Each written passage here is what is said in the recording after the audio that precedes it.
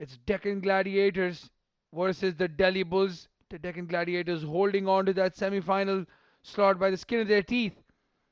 They would want to win this game to make it a confirmed slot for them. Bangla Tigers will be up against the Ajman Heroes. Ajman Heroes as well, with an opportunity to get into the semi-final slot if they win that second game. We're live here from the Ajman Cricket Ground, the Malik Cricket Stadium. I'm just taking you back to yesterday. That was the moment of victory for Maratha Arabians. What a match we had. Umar Farooq single-handedly taking the team into the victory. Muhammad Afzal, Umar Farooq, the key members, and Shahnawaz Khan came under some criticism from our fellow commentator and delivered when it was needed the most. And then that was the final wicket to fall for Delhi Bulls. Furqan Khalil making up for his mistakes behind the stumps. And Bangla Tigers, some would call this an upset, but it was a clinical performance. Amir Hamza and Fayaz both in the 90s. Well, without wasting any more time, let's go down to Abid Ibrahim, who's in the middle for the pitch report for this game.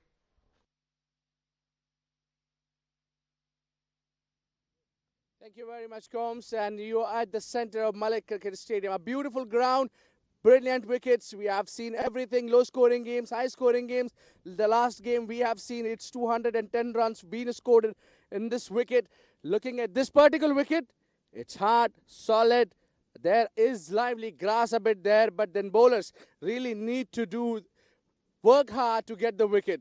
But for the batsman, it looks nice and solid. Well, if I'm the captain, winning the toss and electing to bowl first would be an ideal choice. It's back to you guys. Well, thank you, Abid. Abid's suggestion to win the toss and field first on this new pitch. Let's see what the captains had to say about that. Deccan Gladiator Delhi Bulls captain were with Faizan Ahmed for the toss. Faizan Khan, I beg your pardon, for the toss. We are into the last phase of this league that's called the Ajman T20 Cup. Of course, the two captains of the last two league games that are remaining today are here with me. It's, of course, Delhi Bulls, Umair, and from Deccan Gladiators, Mr. Malik. And along with them, the match referee for the day as well, Mr. Iftikhar. Mr. Iftikhar, I think Malik is going to toss up the coin. Do the honor, sir. Tails is the call. It is tail. Tail it is. Umair winning the toss. Umair, please come down here. You won the toss. What have you decided? Bismillahirrahmanirrahim. Bowling करेंगे हम लोग. All right. So Umair is gonna bowl first. Yes, yeah, we're gonna bowl first because आपको मालूम है new wicket है. थोड़ा wicket soft है तो हम कोशिश करेंगे इनको कि जल्दी से जल्दी रोकें और इंशाल्लाह इस टूर्नामेंट में टॉप करें. That takes some confidence, Umair, क्योंकि कल भी आप चेस करते हुए थोड़ा पीछे रह गए थे. जी असल में शुरू की ओपनिंग्स हमारी क्लिक नहीं की थी. आज हमने बैट्समैन से बात की, थोड़ी जिम्मेदारी लेंगे. अगर बैट्समैन हमारे शुरू में आपको मालूम है जवाहर है शकुरी थोड़ी जिम्मेदारी लेंगे तो हमारे नीचे मिडल ऑर्डर बहुत स्ट्रॉन्ग है. इंशाल्लाह हम लोग चेस करेंगे. कल आपने देखा है जैसे हम लोगों ने फ्लो नहीं बना तो कोशिश करेंगे कि आज हम लोग जो है जल्दी से जल्दी रोकें और चेस करें इंशाल्लाह. Good luck, all the best. Thank you. Well, Mr. Malik, can you come down and talk to me, please? A change in captaincy. First of all, Adil आज नहीं आया कप्तानी करने. वो टीम में है नहीं है, कोई प्रॉब्लम है? नहीं, अदील मलिक टीम में है. ऑफ कोर्स वो टीम को वही लीड कर रहे हैं. टॉस करने आप आए?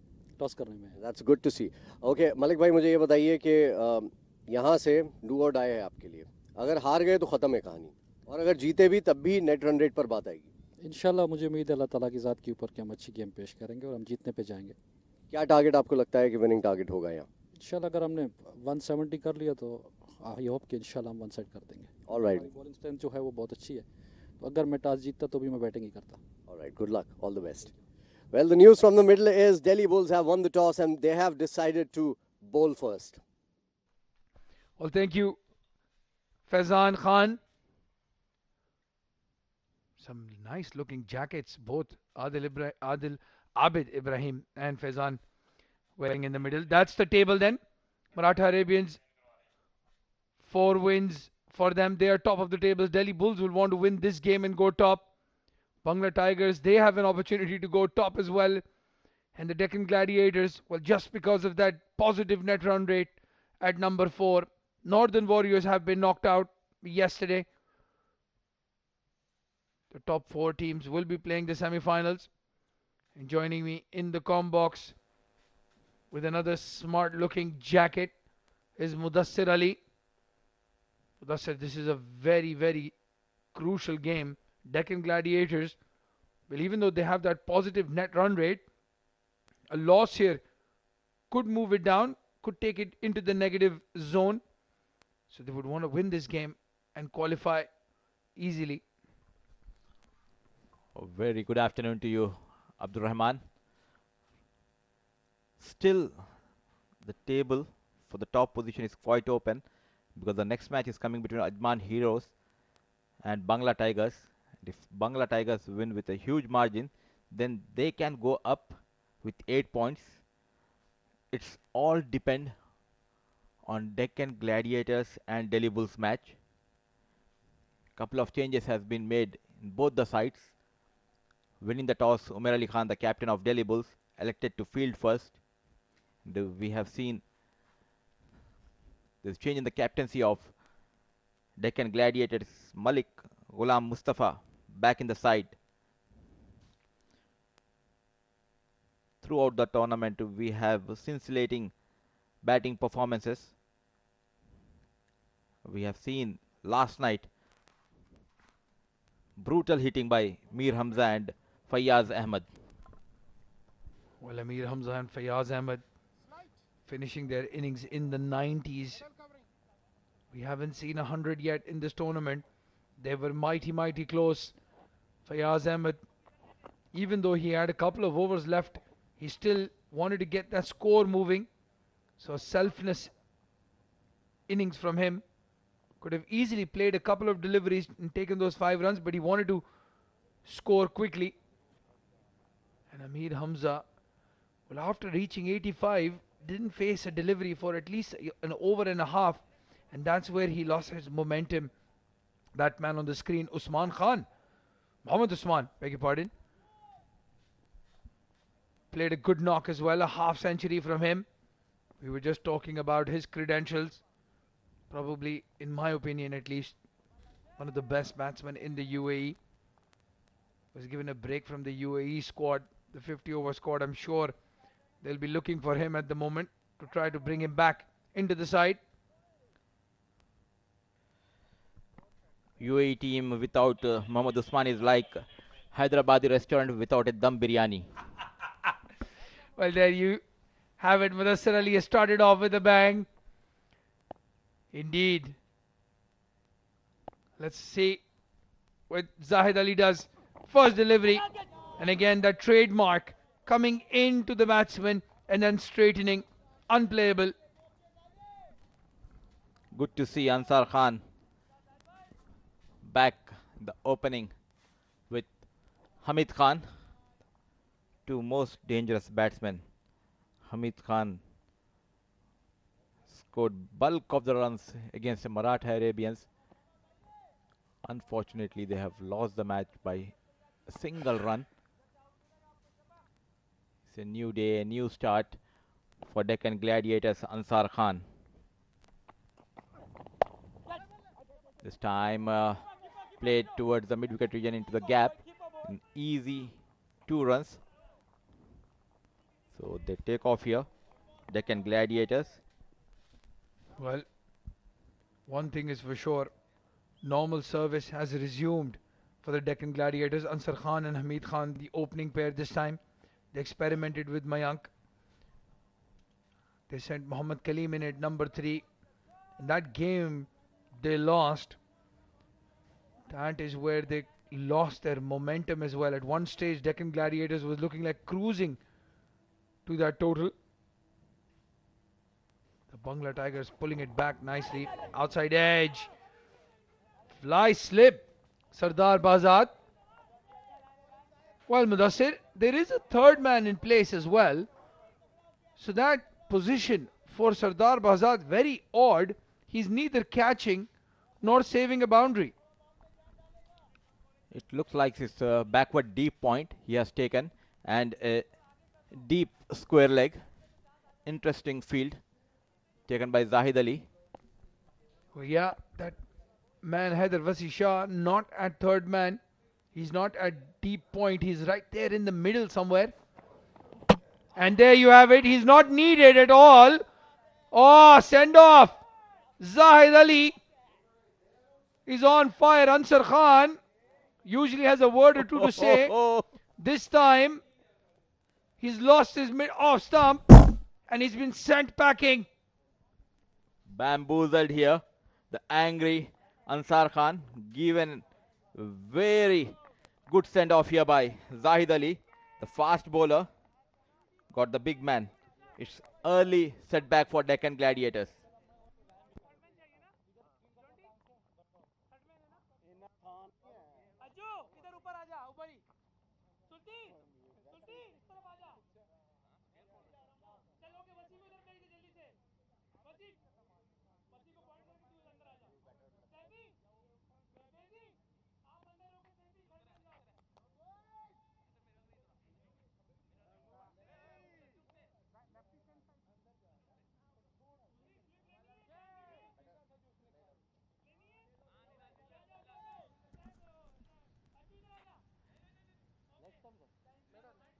Batting was continues for Ansar Khan.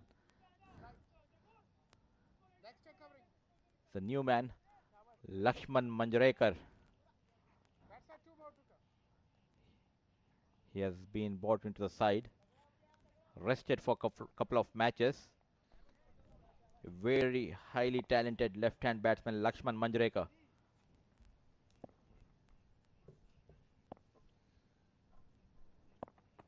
Sent in at number 3, and a good decision to send him in at number 3. That left hand right hand combination will disturb Zahid Ali's length just a little bit. What a delivery, what a shot to play as well. Ansar Khan, he's not going to hold back, but his face was looking up in the sky, his bat was towards mid wicket, his feet were toward cover, and in the end the ball hit the stumps, missed it completely. Slight movement in the air by Zahid Ali. This time played towards the mid off for a quick single.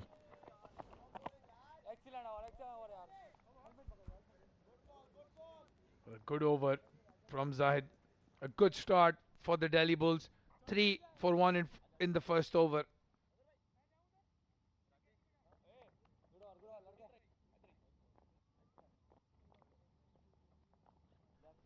That is then the lineups. Deccan Gladiators, Hamid Khan, Ansar Khan, Lakshman Manjrekar, Adil Malik, Tanish Qureshi, Ayan Khan, Waqas Ali, Ahmed Shafiq, Saifullah Noor. The captain today, the man MGM, Malik Ghulam Mustafa, and Mayank Chaudhary, the wicketkeeper. No Rahul Chopra today, and no Hassan Nabi Zakhel. And Delhi Bulls, well, they've made the 2 changes. Sardar Bhazad and Syed Haider coming in, and it's Wasim Bari who's missed out, along with Adil Mirza, Saif Janjua into the side as well. A wicket keeper by trade, Saif Janjua, but Abdul Shakur is the man who's kept the gloves. The left arm magician bowling from pavilion end, Mohammad Azhar, who bowled the delivery of the tournament so far. He has struggled a little bit, the magician, against the left-handers. That delivery going down the leg side. We saw that over he bowled to Wajid of the Northern Warriors. Gave away 4 extras. Eventually got Wajid's wicket. But this is the battle I wanted to see, Mudassir. The hard-hitting Hamid Khan against Mohammad Azhar. He's going to target that mid-wicket boundary. That wind has picked up again. If you're one of those players who likes those cross-batted shots, this is the ideal end to target the left armour from.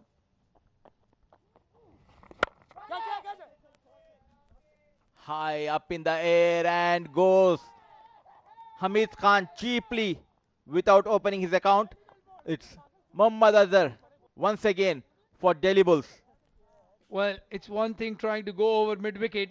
It's another thing targeting a bowler like Mohammad Azhar. First delivery, and he's found the fielder Zahid Ali. But you could have blindfolded him and he was still taking that catch. And Deccan Gladiators are making this tougher and tougher for themselves. 4 for the loss of 2 wickets.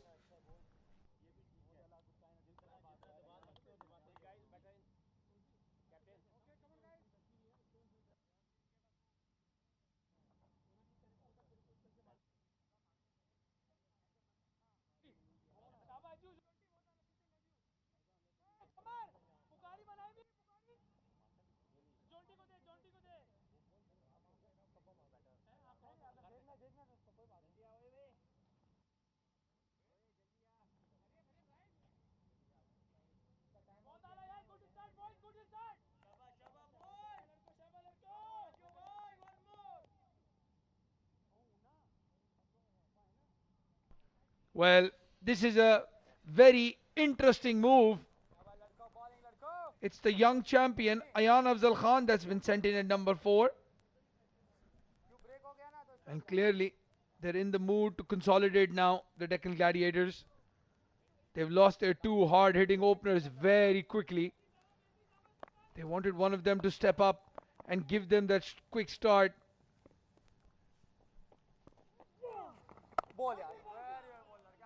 We have very talented and good-looking guys in the comp box. Faizan Khan, Abid Ibrahim, and day by day, the guy who's sitting next to me is looking handsome and younger. It's Abdul Rahman Butt. Well, thank you very much, Mr. Mudassar Ali. Very kind of you.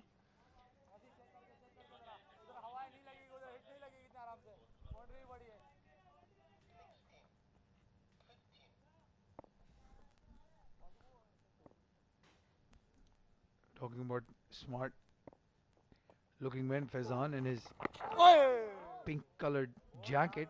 Only one of 2-3 people that I know that can pull off a color like that.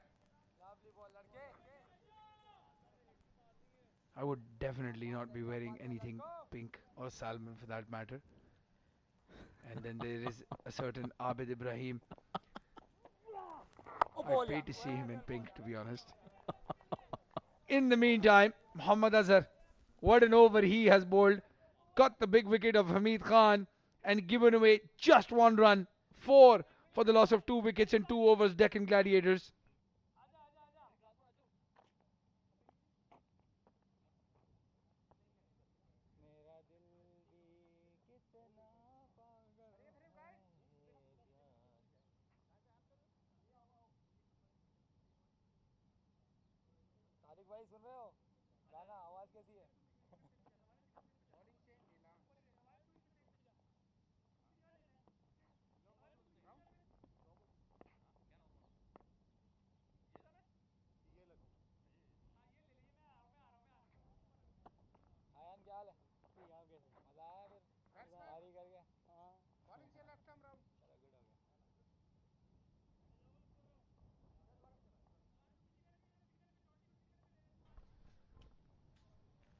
Well, Zahid Ali has taken a wicket, and for some reason the captain is upset with him.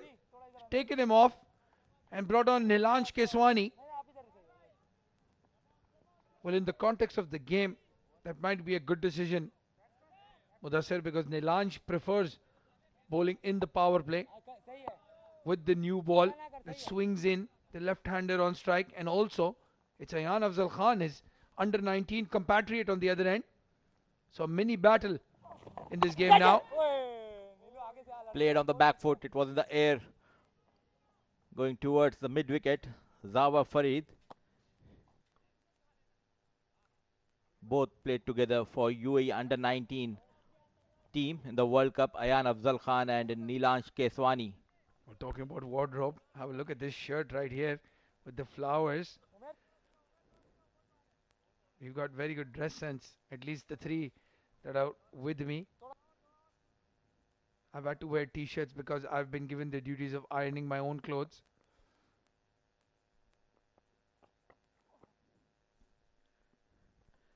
This time played on the back foot in the gap, ball racing towards the boundary. And it has been cut off by Zawar Farid for a couple of more runs. It's a really sad and I would say tough for Abid Ibrahim because he cannot talk at his home, so he talks a lot in the comm box. Well, that conversation started yesterday. I wish the camera in the comm box on Abid Ibrahim was trying to shut me up, even tried to take the mic away from my hand. You don't want to give away secrets of the house. In the meantime, it's Lakshman Manjrekar. He's been sent in to score the runs quickly. And even though that was a valiant effort from Umair Ali, I think that ball has gone over the ropes, just confirming with the umpires. Strong hit that by the left-hander. Bit of shot and went on the back foot. Smashed towards the long one. I think it's a one bounce. We need to check this in the replay. What a great effort by the captain, Umair Ali Khan. Yeah, short delivery. A lot of time. Oh, it's landed short of the boundary. And even though that was a valiant effort, you would consider it a catch dropped, Mudassir. There was a chance. Oh, he's bowled him. He has bowled him. The celebration is out. The umpires are checking though because Lakshman Manjrekar does not believe that ball has hit the stumps. He was nowhere near the ball. What a great line here by young Nilansh Keswani. Just hitting the off stump. What a great delivery here by young Nilansh. Well, I think Lakshman Manjrekar thought that they're appealing for a caught behind. He didn't realize that ball hit the stumps. And an inspired change by the captain, bringing in Nilansh from the far end. And a wicket. Lakshman Manjrekar has to walk out. 11 for 3 now. The Deccan Gladiators in a lot of trouble.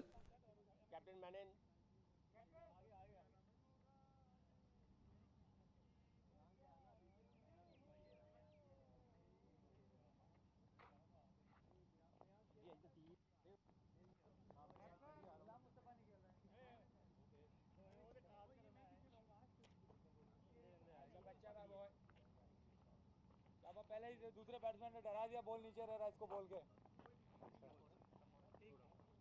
आजकल form में full form में madam बैठी भाई leg leg उम्मी बैठी point पे Wasim slide में covering शाबाश boy Well, Waqas Ali now walking in. The man of crisis for Deccan Gladiators. 11 for 3. Who says the left arm spinner cannot bowl to a left hand batsman? I don't know who says that. Whoever it is, please come meet us in the comm box. Mudassir Ali has a couple of words for you. Nilansh Keswani, a big wicket, and a left-hander to left-hander. Well, it's the number 19 that has won that battle. We'll talk about that theory after this over. 11 for 3 now at the end of 3.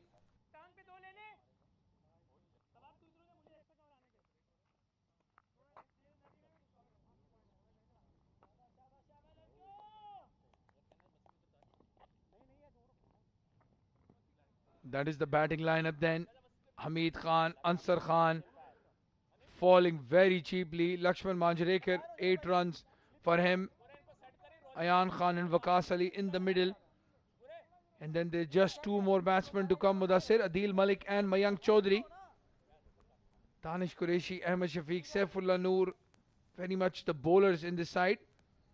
The captain MGM, Malik Ghulam Mustafa, will have to step up as well. Probably see him up the order. Oh, this is the magician, Muhammad Azhar. This time pitching and just moving away from the young Ayan Afzal Khan.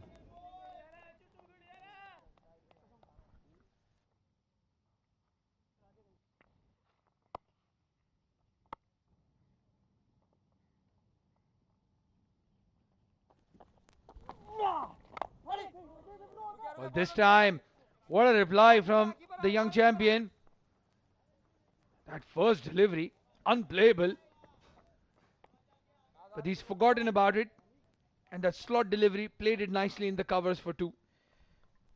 The Deccan Gladiators made few changes. They have experimented with their batting lineup.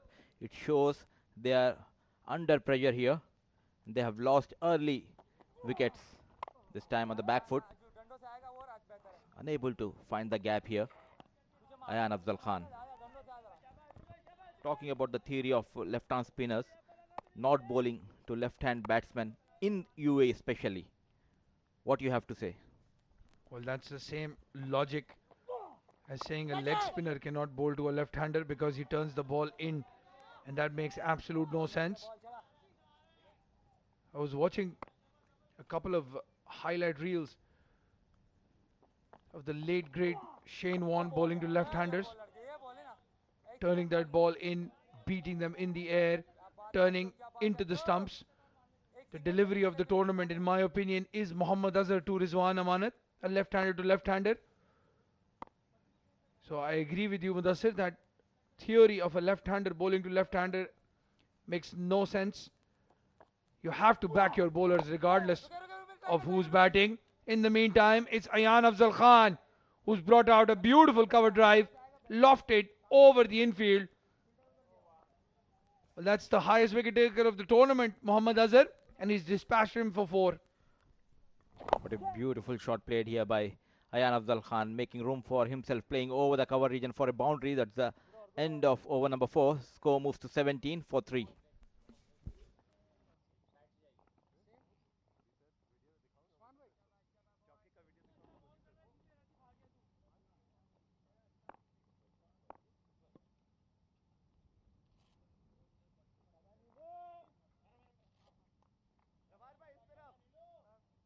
दवार check कर bowler को check कर जरा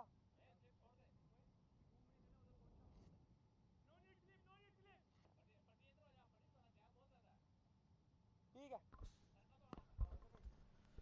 Well, it's Nilansh Keswani continuing. He will enjoy this. Bowling to 2. Oh, yes, yes! The youngster has struck again. What a wicket. Again, we were questioning the move to change Zahid Ali, who had picked up Ansar Khan. Umair Ali Khan is a tactical genius. Not 1 but 2 big wickets for Nilansh Keswani. Waqas Ali, I think he's the 3rd highest run scorer in this tournament. He has to go back without troubling the scorers.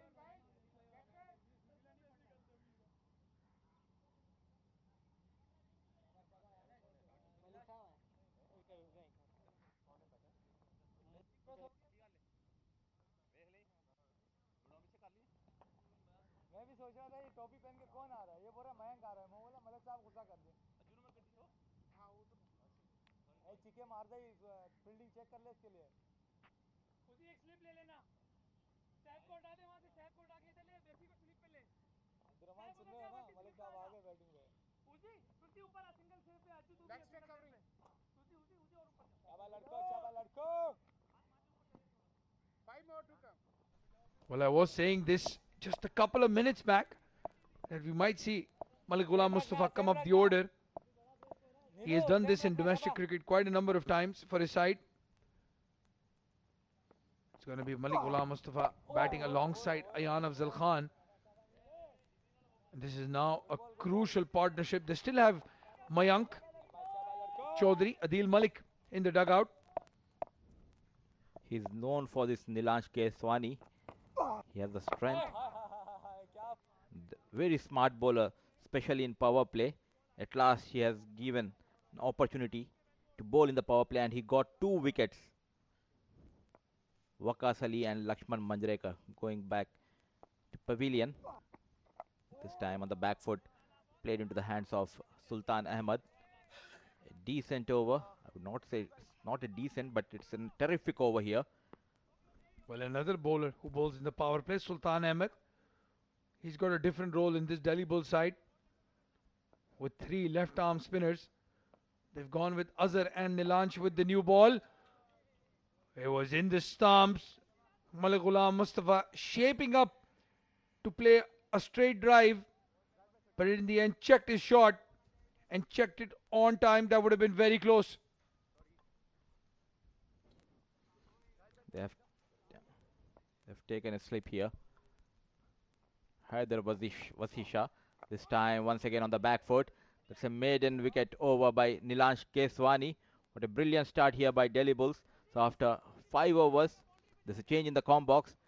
It's handsome Faizan Khan and very intelligent Abid Ibrahim.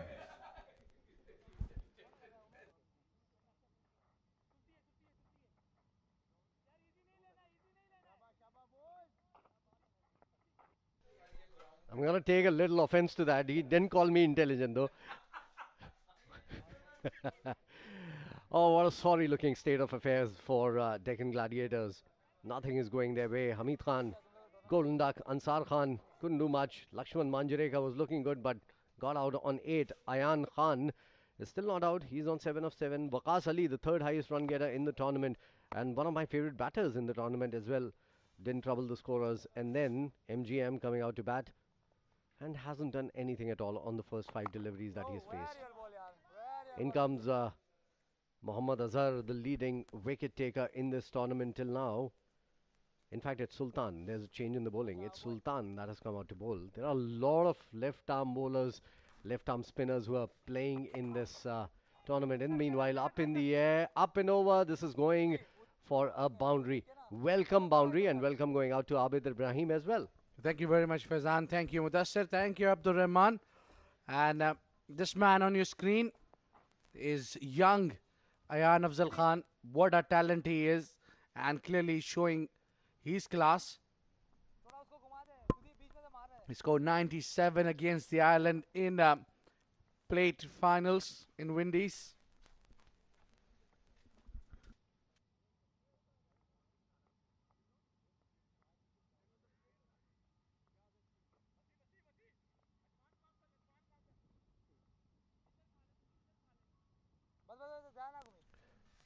Well, just a correction coming there from Abdur Rahman from behind.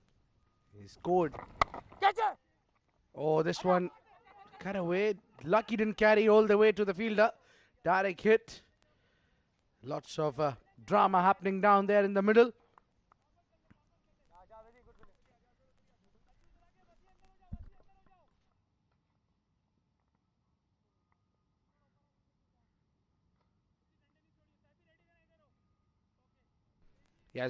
He scored 97 unbeaten against the mighty Windies under 19 for qualifying for the Plater finals that took place in Caribbean. Thank you so much, Abdur Rahman, for just correcting. Oh, this is up in the air. Bowler will have an easy catch. That is caught and bowled. Oh, that was a nothing shot coming in from MGM.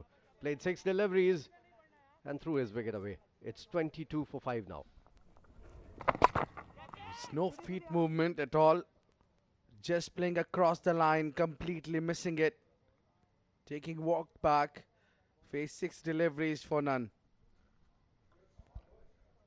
We haven't seen Adil Malik. We haven't seen Mayank as well. And that is a little bit strange if you ask me, because 5 batters down now. It's going to be a lot of pressure on someone like an Adil Malik or a Mayank who comes out to bat. Already the power play was out of the way. And in fact, the consensus in the commentary team was, before the start of the game, that Deccan Gladiators is going to give it their all and they might just end up winning this game to qualify for the semi-finals. Well, things are looking bleak and dark for them now. But what a performance from this man. Come with the R, come with the man.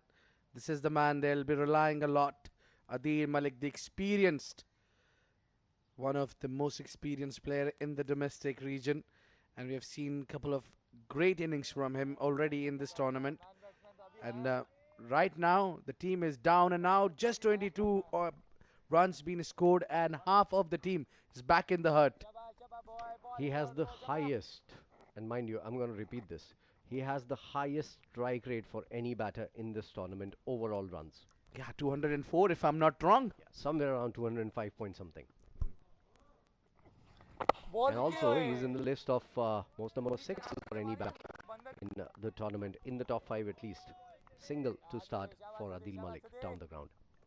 Yeah, he played that beautiful knock, but just could not take his team home. So it will be interesting contest between Sultan Ahmed and Adil Malik. Both are the club mates. Played for Sialkot Stallions. Oh, just inside edge. Lucky Ayan there. Bowled and go all the way to crush the stumps. Well, you were at the pitch report, Abid. From a distance, I could see the wicket. I'd gone there for a toss. I didn't get time to actually take a look at the wicket.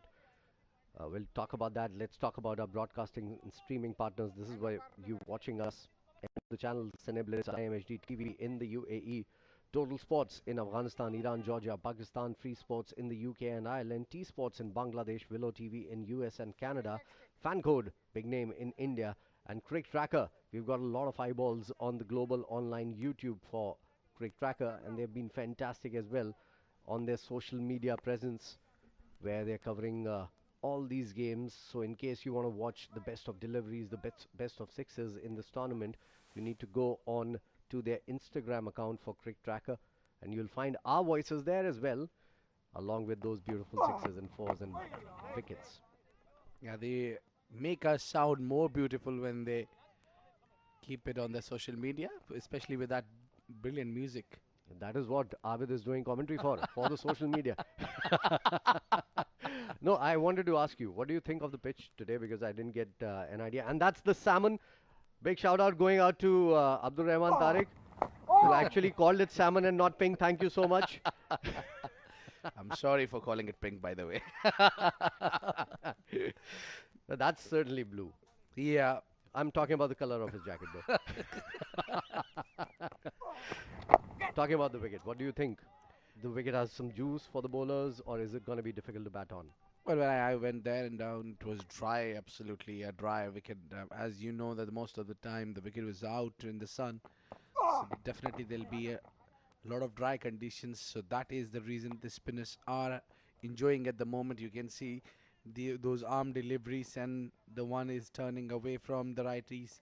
So, as I said earlier, also on the wicket, that the bowlers, I mean, the captain would be opting to bowl first. As the day progresses, this wicket might get settled, just because we saw the last game being scored 209 runs by Bangla Tigers. So, as the day progresses, it all depends on the dew, but doesn't look the dew will disturb the proceedings even today. At least not in the first game, because that's going to be over before the dew starts kicking in. Down the ground this time, drilled powerfully, not timing it to perfection though. Long off will come into play.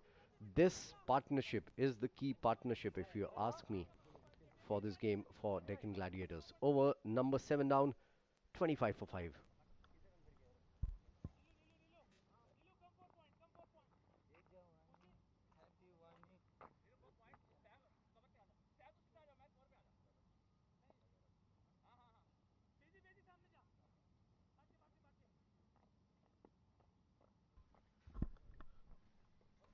Nilansh will come into bowl his next over. What a good over, the last one as well, from Sultan. Nilansh, I believe, in fact, that was. Now Sultan is going to come into bowl this next over. 25 for 5. He's already picked up a wicket in his very first over. This is played well in the gap. There's a sweeper cover that will come into play. Nicely hit. Didn't find the gap there. Single to add to the total for Ayan. Well, this kid might look too small in front of you, but he's got a big heart. We know how he plays once he gets going. He makes sure that he builds the inning. He's kind of inning constructor kind of a player. His role will be very crucial. He can start with his construction business very soon. He's an innings constructor. That's a term coined by Abid Ibrahim. Indeed. So we have seen him, what he's capable of over the years. He's might be too young, but already showing his class. He's the pillar for the team under 19 UAE. Well, his team would need some runs from him today. Already 14 of 14. More than half the runs have been scored by this guy. In the meanwhile, a big shot. It was a long hop from the bowler and put away, rightly so. Adil amongst the thick of things here, and this was required for breaking the shackles. Well played. Yeah, breaking the shackles is the right word right now here. The ball joins the other ground. Big hit from Adil Malik. And today team needs him. He has to score. Despite he's been scoring throughout the tournament, those 2 games that he played, he was the top scorer. But today is a different situation where your team was out. Half of the team was out at just 20 or 22 runs. He's in the list of most sixes for the Ajman T20 Cup. And he's going to go up today if he stays back and plays till the 20th over. And that should be the idea, because he's one of the senior-most players in this team. He needs to bat till the 20th over. Outside the off-stump shot, cut away, nicely done. Couldn't find the gap. Adil would be disappointed with that, but it was beautifully played and beautifully timed. Straight to hand though. Another single added to the total. It's 33 for 5 now. Well, Faizan, I was not surprised to see him in the top most sixes in the tournament so far. Definitely, those 2 innings that he played were so many sixes hit by this man, Adil Malik. And he has the fastest 50 in the tournament as well, in just 17 or 18 deliveries. 18 deliveries. 18. Yeah. So it's 8 overs past. It's 34 for 5.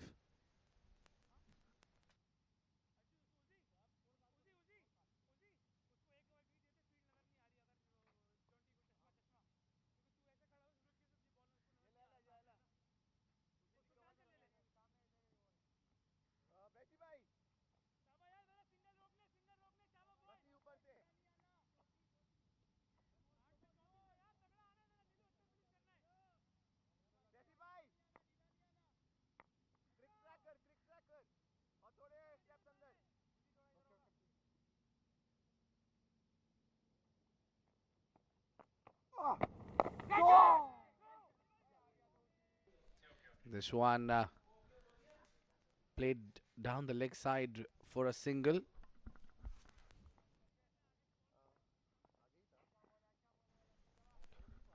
It's 35 for 5, 8.1 gone. This is a sluggish game as of now, but make no mistake, it's gonna get interesting really soon, I can tell you this. Adil Malik has come out and looked busy in the middle. He's trying to take those singles, trying to rotate the strike. So is Ayan. This is the most important partnership in this game for Deccan Gladiators, if you ask me. 36 for 5 as in comes Nilansh Keswani once again. What a spell he has bowled today. Almost unplayable. Look at that. Another beautiful delivery, looping it up in the air, turning it from the wicket and right on the money again. 3.3 overs, he's given away just 11 runs and picked up 2. Brilliant bowling. This is what I wanted to see. Nilansh against Ayan. Pretty similar kind of players against each other. And both are the teammates at under 19 UAE team. A lot of similarities in both, where Nilansh also can bat. But for me, Ayan is slightly more of a batter. Steps out, advancing. And that's what you're talking about, his class. He's kept it all along the ground. And possibly that is what Adil Malik went and told him, to use his feet. Adil went up to him right before this delivery and he came dancing down the wicket to cover that length of the delivery. Adil short and wide, cut away, nicely done, put in the gap. Ah, there's a sweeper cover there.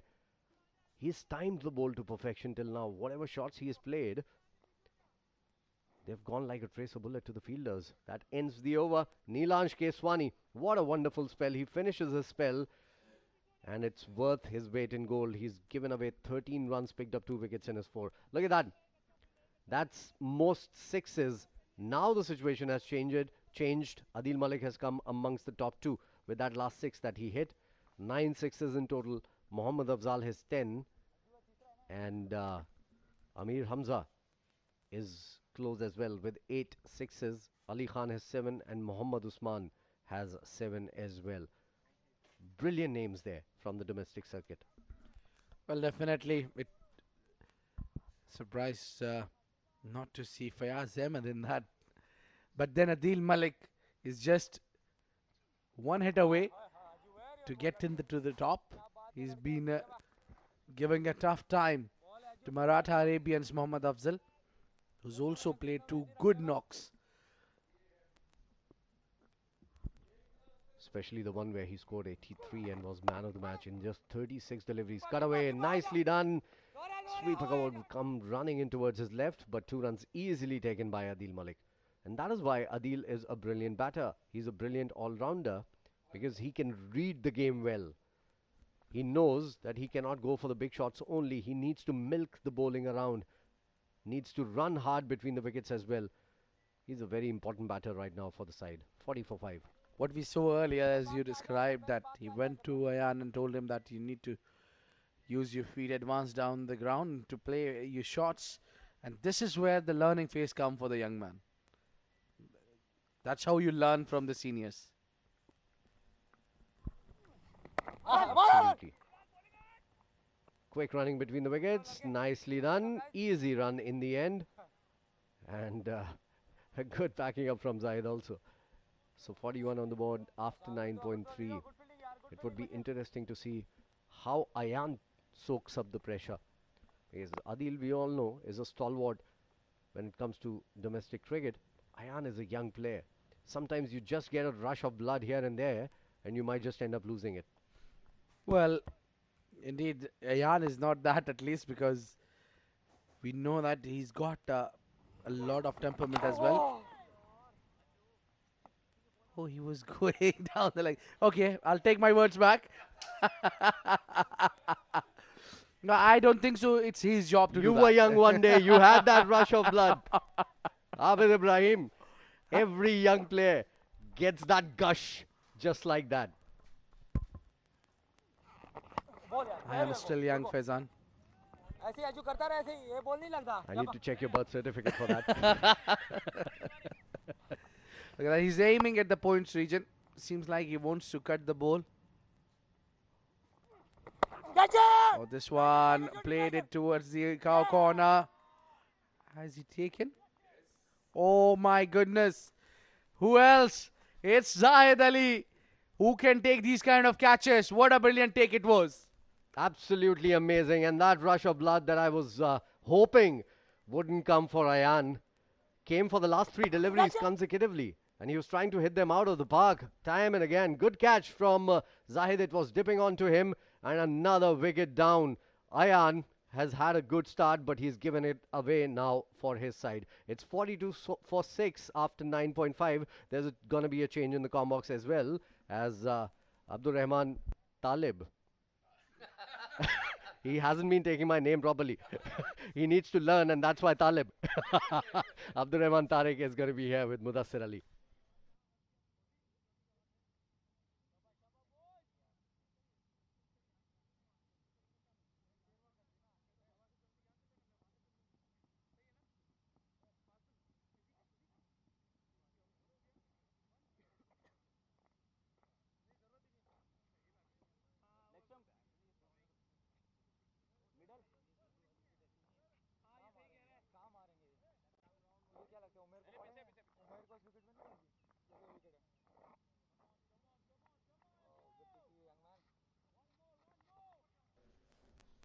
Well, thank you, Faizan and Abid. The only reason I've not been taking anyone's name properly is because there's been no caffeine in the system so far. Muhammad Azhar picks up another wicket. And the over comes to an end. 43 for 6. And Faizan has rushed straight to the sideline for an interview. I have Fayaz here with me from Deccan Gladiators. It's a do-or-die game for Deccan Gladiators. Fayaz, welcome back. Thank you very much. Fayaz, tell me, what is it? What is the kind of thing, what is the kind of talk that was going on before the game? Because this is a do-or-die game for you. A T20 game and any short format game is all about winning the key moments in the game. We have an excellent side. There's a lot of talent. But in the last 2 games, we were not captured on the key moments, and the opponent team have done excellent. So today's talk was about a little bit about reflection on what has happened and leave it behind. And today is a do and die game, and play for the respect, play for the pride, play for the name, and inshallah we'll come out positive. You've lost very close games. What happened there? Like I said, my assessment is that we have not captured the key moments, and which is very important. You know, the game is not over till the last minute, as they say. These are all cliches. Having said that, even if it's a runner ball, you need to be out there, you need to score runs. And let's not underestimate anybody here. Everybody's come to win. The opponents are going to come hard at you, and there is a lot of talent on the...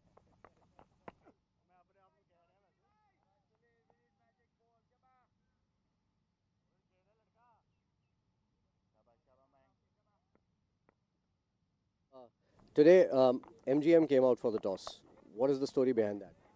Well, I can't speak for that, and I guess they're leading by MGM is the owner and Adil is there, and everybody's trying to contribute so we can win. That's the whole point behind it. Unfortunately, we've been on the losing side, so we're trying to see whoever can come in and you know, capture that key moment, and it's a key moment where MGM knows he can lead the team and he can capture those key moments, and when he's there, the boys will be motivated. So that's a strong factor where the motivation is required to win these games, and that's why he's come in. All right, this is a must-game game for you. I'm not going to keep you here for long. You join your teammates. All the best, and hope to see you in the semi-finals.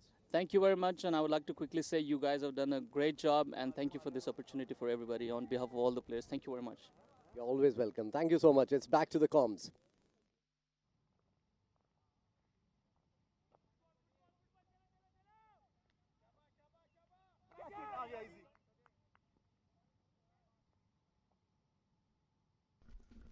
Well, thank you, Faizan.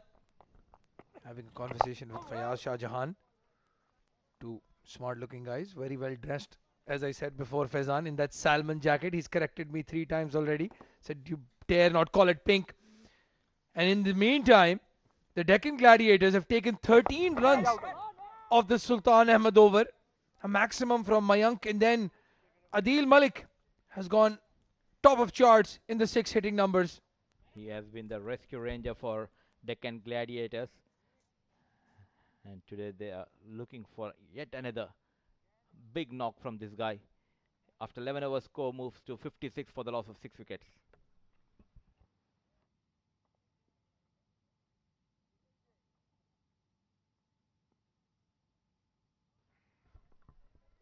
Looking at the Deccan Gladiators batting card, Hamid Khan went for 0. Ansar Khan went out cheaply. Clean bowled by Zahid Ali for 2. Lakshman Manjrekar was looking good, but he was bowled brilliantly. Clean bowled by Nilansh Keswani. Ayan Afzal Khan, he stood for a while for his 17. Waqas Ali 0. MGM Malik Ghulam Mustafa, he played 6 deliveries but was unable to open the account. Now it's up to Adil Malik and Mayank Chaudhary. Adil batting on 20 and Mayank giving company to him. Made 8 runs. 9 more overs to come after this. Danish Qureshi can wield the willow. Ahmed Shafiq and Saifullah Noor very much bowlers. So 56 for 6 in 11 overs, going at 5 runs an over, Mudassir. And we've seen even 170 is not a safe score here.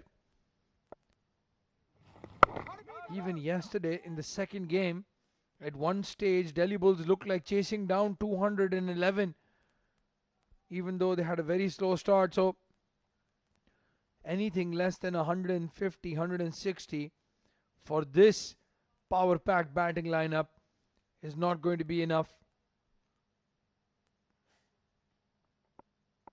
The Deccan Gladiators have just made life tougher for themselves in this tournament. And then again it's Mohammad Azhar. And that wicket turn almost squared up the batsman there. Very lucky Mayank not to get the outside edge. He has got this new delivery. Azhar is just stopping and turning a bit for the right-handers.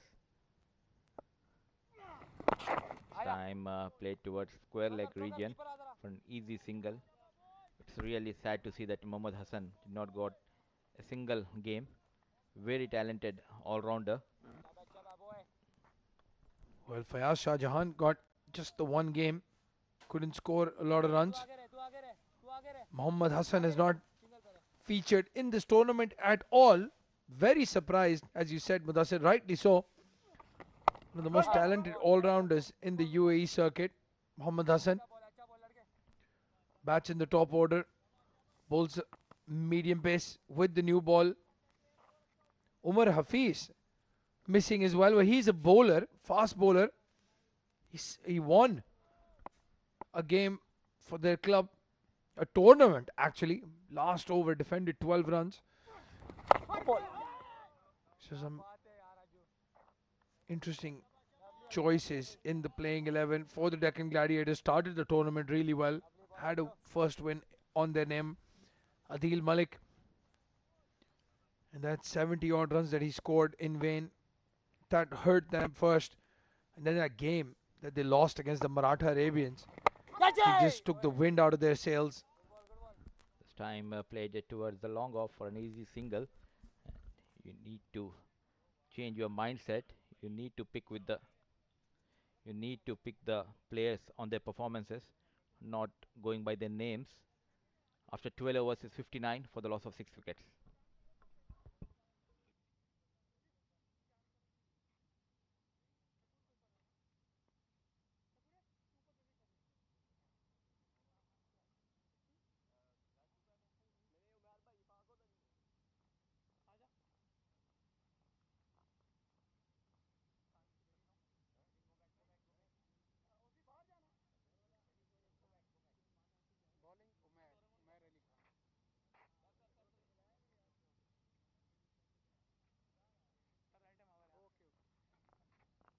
तू जाना यार, अच्छी तुझे बोल रहा हूँ जाने के लिए ना.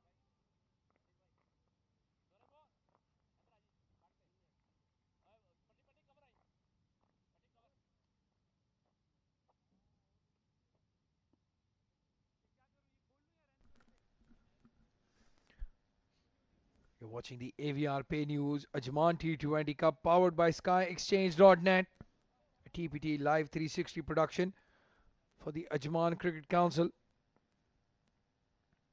It's the captain, Umair Ali Khan, coming in to bowl the 13th over. A new role for him, a death bowling specialist. Oh, very close to the off stump. Mayank, he has a maximum to his name already, but just struggling a bit. It missed the bat, it missed the off stump. What a start here by the captain, Umar Ali Khan. A nippy bowler. This time pushed gently towards the point region. Went straight towards the point. I'm talking about Umar Ali Khan. He doesn't have that pace, but he's a very clever bowler. Uses the seam position and he uses the cutters very well. Well, yeah. A good exponent of that slower delivery. Cutters, front of hand, back of hand, just like that. Mayank Chaudhary wanted to deposit that over the mid-wicket fence. Missed it completely. Adil Malik going and having a conversation with him.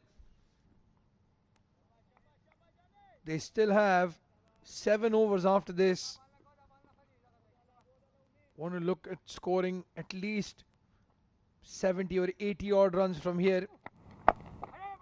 That itself is a heavy task, Mudassir. Going at 10 runs and over against this bowling lineup is not going to be easy. A brilliant piece of fielding work done by Sultan Ahmed. The covers. What a comeback by Delhi Bulls. Yesterday the bowlers were very expensive and Fayaz Ahmed and Mir Hamza batted beautifully. Just coming after 15 or 16 hours back the same stadium. They have got 6 wickets for 59 against Deccan Gladiators, the mighty Gladiators.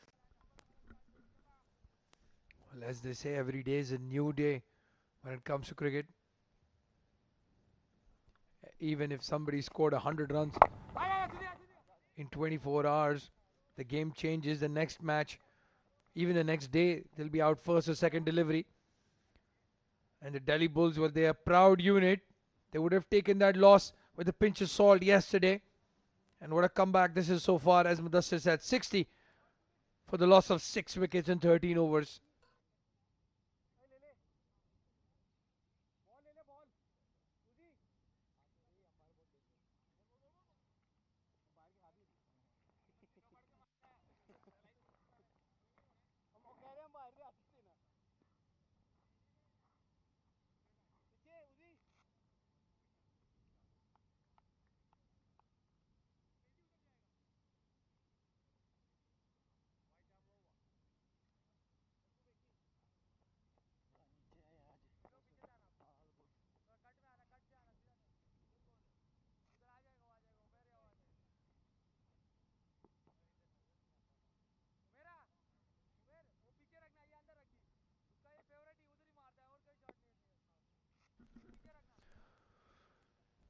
Well, it's Zahid Ali.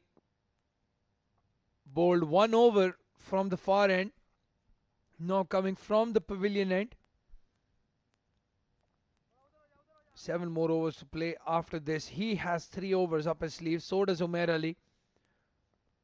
So they have to find that 1 over in the middle.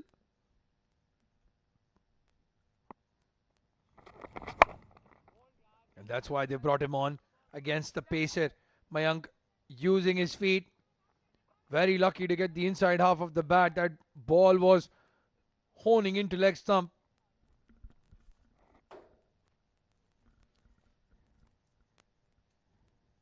And to take the conversation into completely different dimension, talking about the captains, Jiju Janardhanan and Umair Ali Khan took up this responsibility for the first time, and they are doing extremely well. Another single, very valid point. Oh, they're looking for 2. Good running between the wickets. Very good running between the wickets indeed. I thought there was just going to be 1. But they took off Adil Malik and Mayank. And Mayank responding to that second call. Yeah, Mudassir, I do wholeheartedly agree with you. Umair Ali Khan in the new role as captain. He is a leader of men. Even in his club side, even though he's not a captain, they look up to him.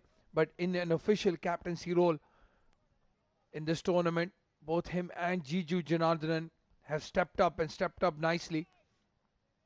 We know Babar Iqbal leads his club side, so that's a very familiar role for him. So is it for Yasir Marvi of the Northern Warriors. Adnan al-Mulk, the captain of the Ajman Heroes. Another new name here. But Umair Ali Khan, Jiju Janardhanan, senior Premier Division players, so to speak. This is good to see from both of them. And Umair, even though he's the captain, Mudassir, as you pointed out, he's standing at long on, outside the circle. So he backs his players to deliver to what he wants from them.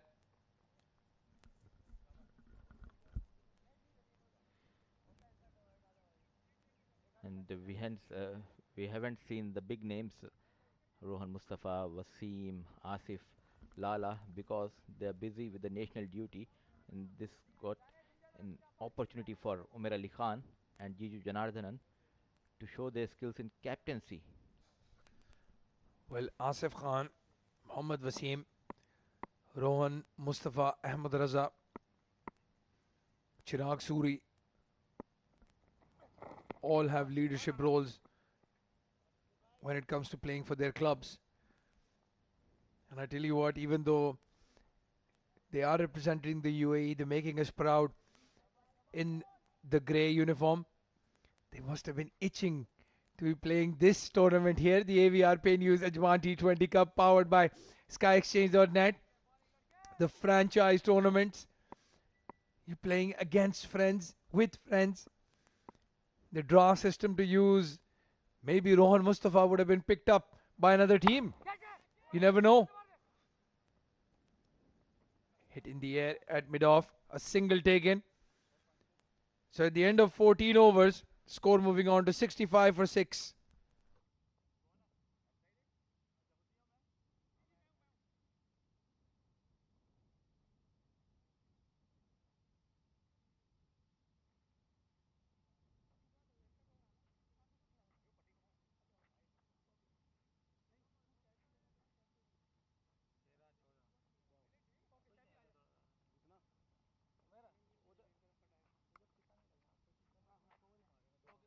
Okay, come on, batsman. Ajju थोड़ा इधर हो जा, सवारी ready इधर हो जा. पसी sir चल जा, अज्जू.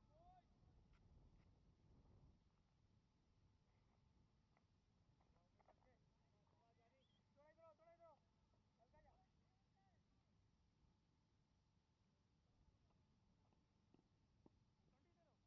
ब्लैक बोर्ड पे आ जा, ब्लैक पे आ जा, ब्लैक पे. Umair Ali Khan coming into bowl the 15th over now.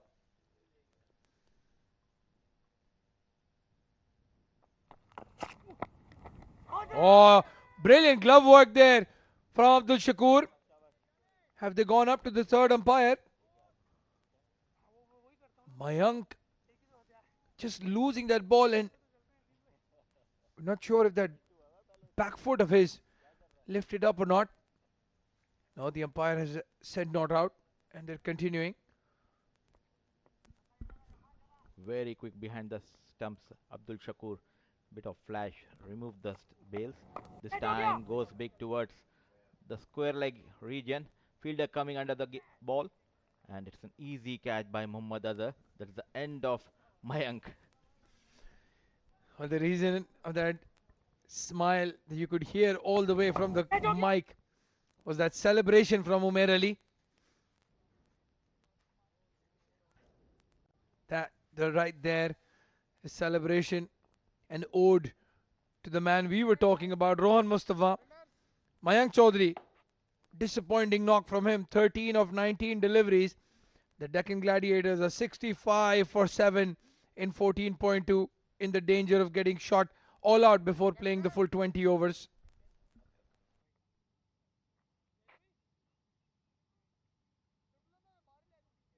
Okay, okay, thank you.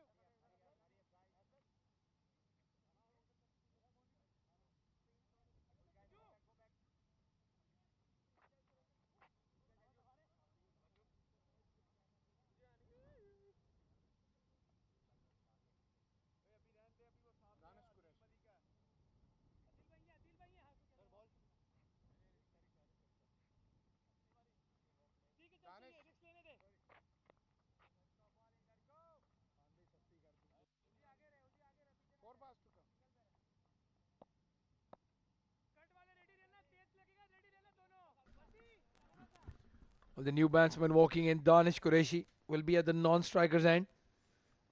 Umair Ali Khan, the skipper, leading from the front, already has a wicket to his name. Gently played towards the extra cover for an easy single. Wickets are tumbling down at Malik Stadium. It's AVR Pay News presents Ajman T20 Cup powered by SkyExchange.net. The new man in is Danish Qureshi. 66 for 7. What a beautiful delivery. Just going away from the right hand batsman. He's into his second over. Gave it just 2 runs. Well, Fazan Khan had made another comparison with a player from the past, Umair Ali Khan, reminding him, and rightly so, of Darren Sammy. Darren Sammy, the 2 times world champion of the West Indies T20. I've been corrected again. And Umair Ali Khan definitely reminds us of him with the bowling and the batting and as a character as well. Talking about the resemblance, his master Faizan Khan, he got Shahid Khan Afridi last night. Can you take a wild guess? Who? It's Ali Khan. The way he stands, the way he bats, he resembles a lot with Shahid Khan Afridi. So that's the end of over number 15. It's 67 for 7.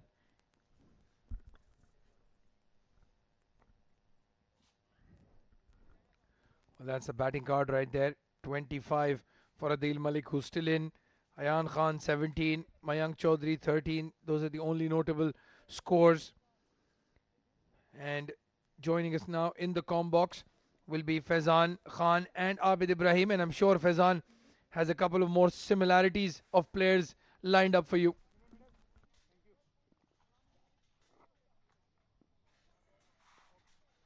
Well, we found a Mutaiya Muralidharan as well. It was Tanveer Ahmed. Bowls Tanveer Tariq Mahmood rather bowls exactly like Mutaiya Muralidharan. So yeah. Although everyone knows about that already.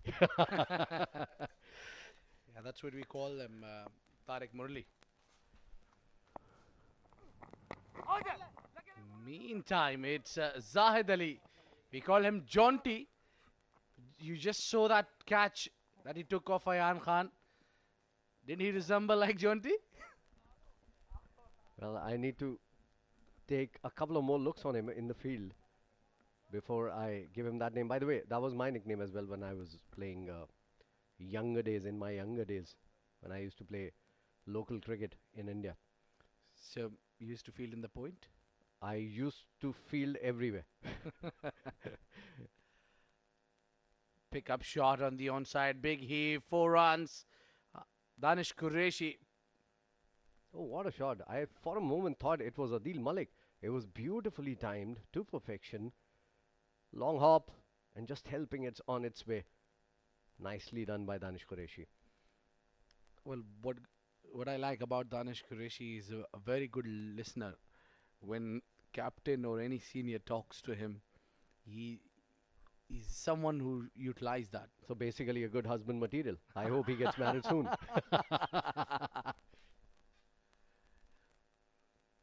Yeah, he listens to his captain. Not sure about life partners. 71 for 1, 15.3 gone. They're reeling under pressure. Adil needs to step up from here on and just go slam bang in the last 4 overs of the innings. And I hope he stays till the 20th over so that we have a competitive total for Deccan Gladiators to defend. Delhi Bulls right on top. Zahid, 2.3 overs, 12 runs, picking up wicket as well. In he comes again. Nicely bowled, tucked around the corner by Danish, and a single taken. The scoreboard should be ticking. They should be taking singles. Abid Ibrahim has got so many followers on Instagram since yesterday after that article covered by our in-house experienced cricket expert, Mr. K.R. Nair. Abid has been checking on his phone every single minute. He loves the fact that he's got more than 500 followers in one article. He has served 2 teas already to Mr. K.R. Nair for another one. And he's removing the cups. He's removing the proof right now. Yeah, it was a really surprise for me. The moment I woke up today in the morning, my phone was ringing. There was immense people following me. He does great job, isn't he, Mr. K.R. Nair? And you promised him that this mention, so well done to you. 73 for 7, 15.5 gone. Adil on 26 of 25. Danish is on strike once again on 6 of 6. And Zahid has bowled really well. Everyone has for the Delhi Bulls today. And again, I'll tell you this again. There's no demons in the wickets whatsoever. It's still a good wicket to bat on.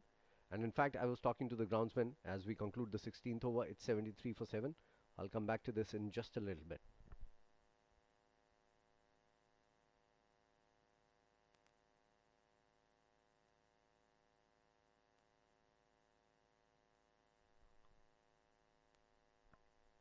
So yesterday, Abid, in the 80 overs that were done yesterday, 700 runs were scored in those 80 overs. Wow. That's some figures that you took out. Absolutely. 550 runs were scored in the first 60, and then 150 odd runs were scored in the second innings of the last match. So that's 700 runs scored in one day. It was that high scoring a wicket yesterday. And the groundsman said, we are preparing similar wickets for tomorrow's game as well. That is good news for the batters. I think they'll be happy. The scorecard doesn't show it though. 73 for 7 as a single comes in. It's going to be 74. Well, I don't blame the wicket for those. I mean, the pitch for those wickets. There were some poor shots. Oh, it doesn't matter even if the batters you give him chance on a cement wicket. If you don't play your shots well, you have to walk out. And I'm surprised with the batting lineup as well. There were some batters who should have been sent up the order, Mayank being one, Adil Malik himself being the other one. They should have come a little early in the innings to take responsibility when wickets have gone down. After the third or the fourth wicket, Adil should have had come to the fore. Mayank should have been there right at number 3 or number 4, if you ask me.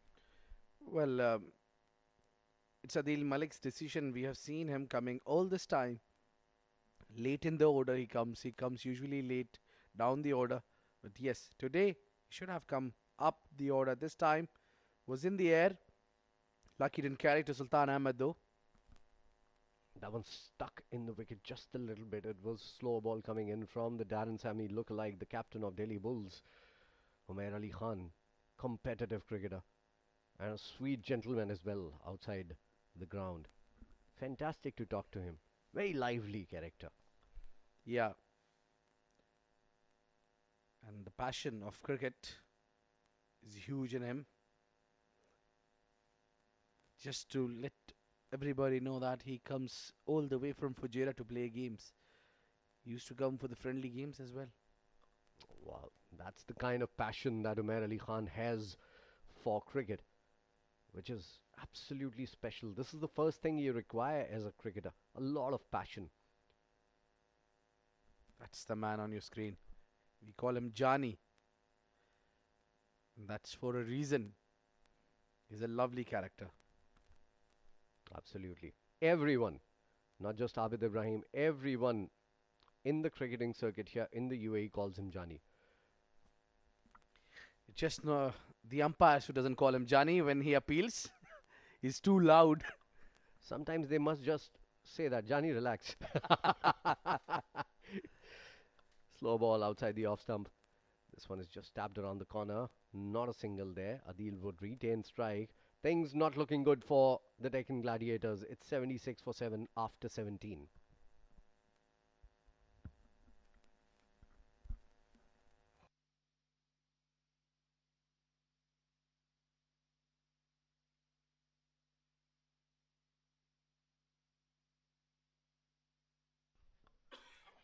All right, let's take a look at the bowling card. The most expensive bowler there, Sultan Ahmed, 9.33 runs per over. Rest all have gone below 5. Zahid, 4.67, picked up a wicket. Mohammad Azhar, picking up 2 wickets. And you just cannot keep him away from the game. He's the leading wicket taker in this tournament, 3.75. Nilansh Keswani, he's the most economical of the bowlers who have completed their quota of full overs. 3.25 runs per over, picking up 2 wickets as well. Sultan Ahmed has picked up a wicket though, and given away runs at 9.33. And then the captain, Umair Ali Khan. Look at that. This is how he usually bowls.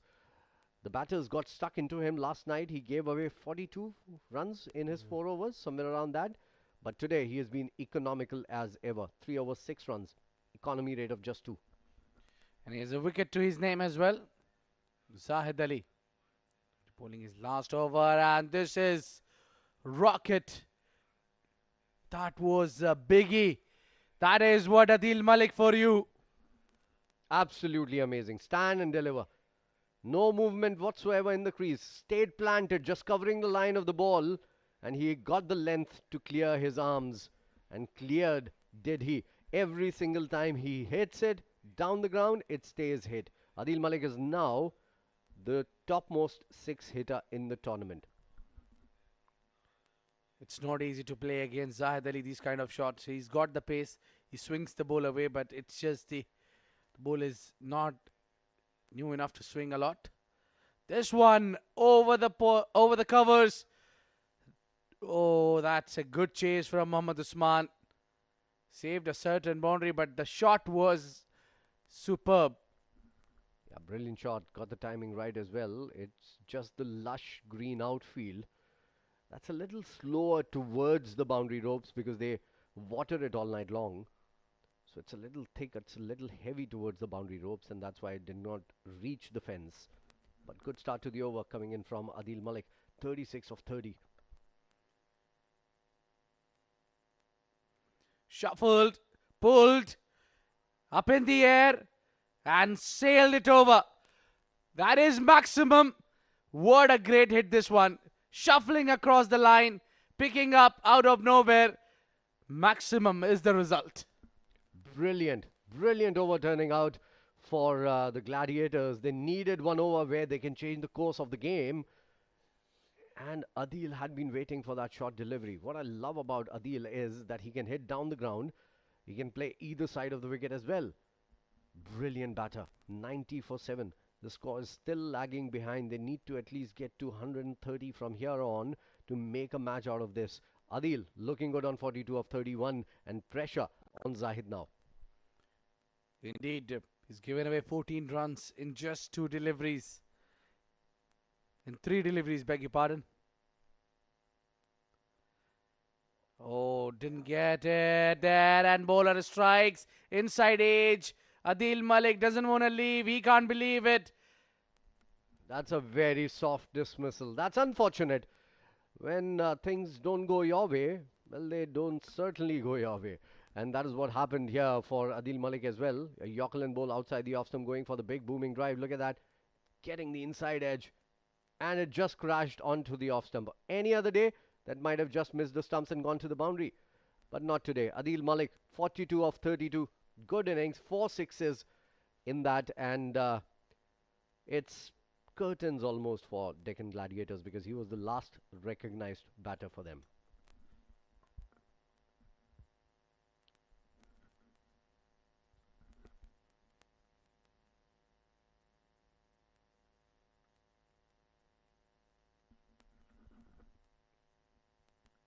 Well, if you just noticed, before leaving towards the dugout, Adil Malik had a long conversation with the new batter, definitely handling him out the plan, how he need to play the remainers.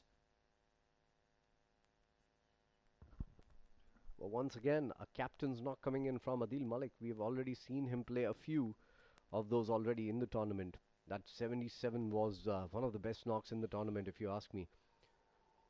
We haven't had a century. We got very close to a century yesterday by 2 players, in fact.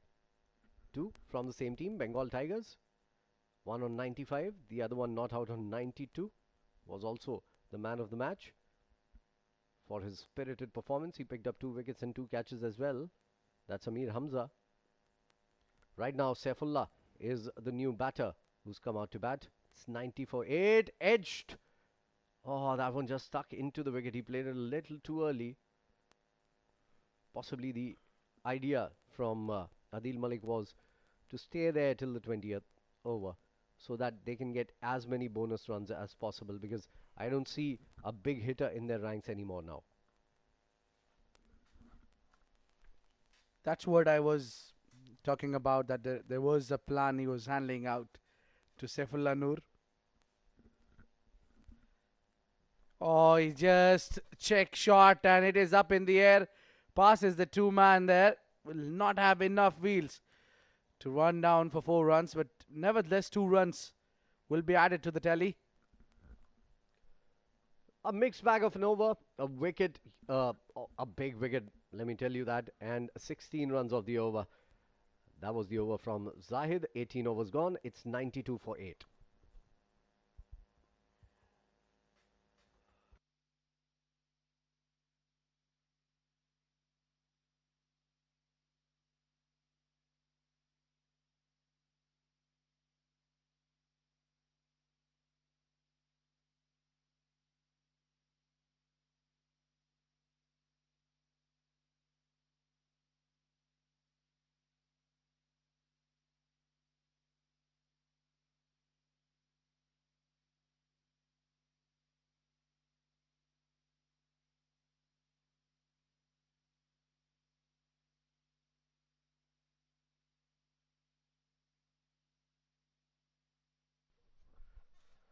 So it's going to be Umair Ali Khan to bowl his last over. He's been economical. I think the most economical spell that we have seen till now in this Ajman T20 Cup. AVR Pay News, Ajman T20 Cup, powered by SkyExchange.net. Our sponsors have been absolutely brilliant throughout the tournaments, providing everything that was required for the tournament, along with the organizers. Starting with a slower ball. That one is played towards covers. Running away for the second run. This is going to be a mix-up. Oh, disaster. And another wicket goes down. It's 92 for 9, 93 for 9 in fact. Whoa, that is poor. That is poor running between the wickets. I wonder what posed Danish Qureshi there. Look at that. First runs completed quickly. There you go. For no reason. He's almost came half of the track, and then there was no way you can send your partner back. And that's a poor running between the wicket to end Saiful Anur's inning. He walks out. The score is 92 for 8.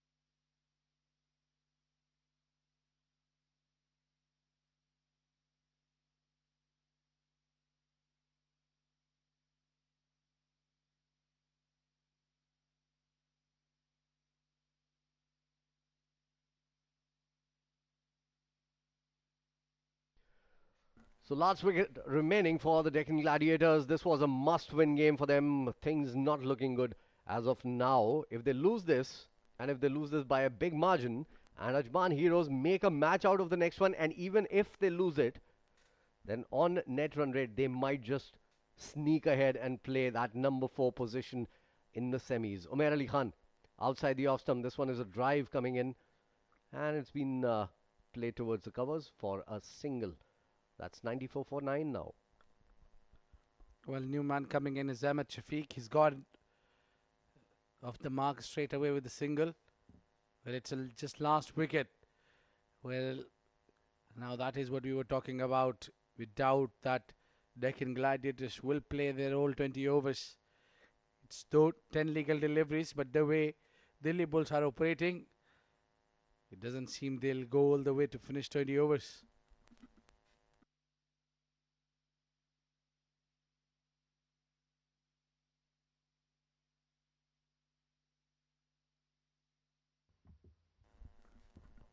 This one is played. Had he collected it cleanly, Azhar, it was certainly a goner there. It was Sultan, mind you. Well, I'm sure Deccan Gladiators would not love to see any more run-outs than the one we saw last. Wicket getting out. That was poor running. You seem too busy, Faizan. That was great skills of yours with the mic. You're so skillful. Thank you so much for mentioning with the mic. 95 for 9. And mic is not a nickname for anyone, I can tell you this. It is the microphone that we are talking about. It's inside edge and a single. I reckon even if they score 110, that's what maximum I see they can get.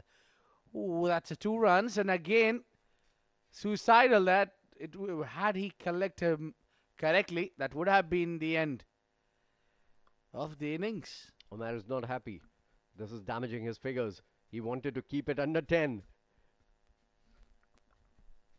And now that he's given away 10 runs in 4 overs, there is one more delivery to go. But despite all that, this is one of the fabulous spell. Tucked it down the leg side. They're coming. They completed single and they are running for the 2. And this is how you need to understand. Do not run when you don't. There is a risk involved now. At least you have one more over to play down. It's 97 for 9.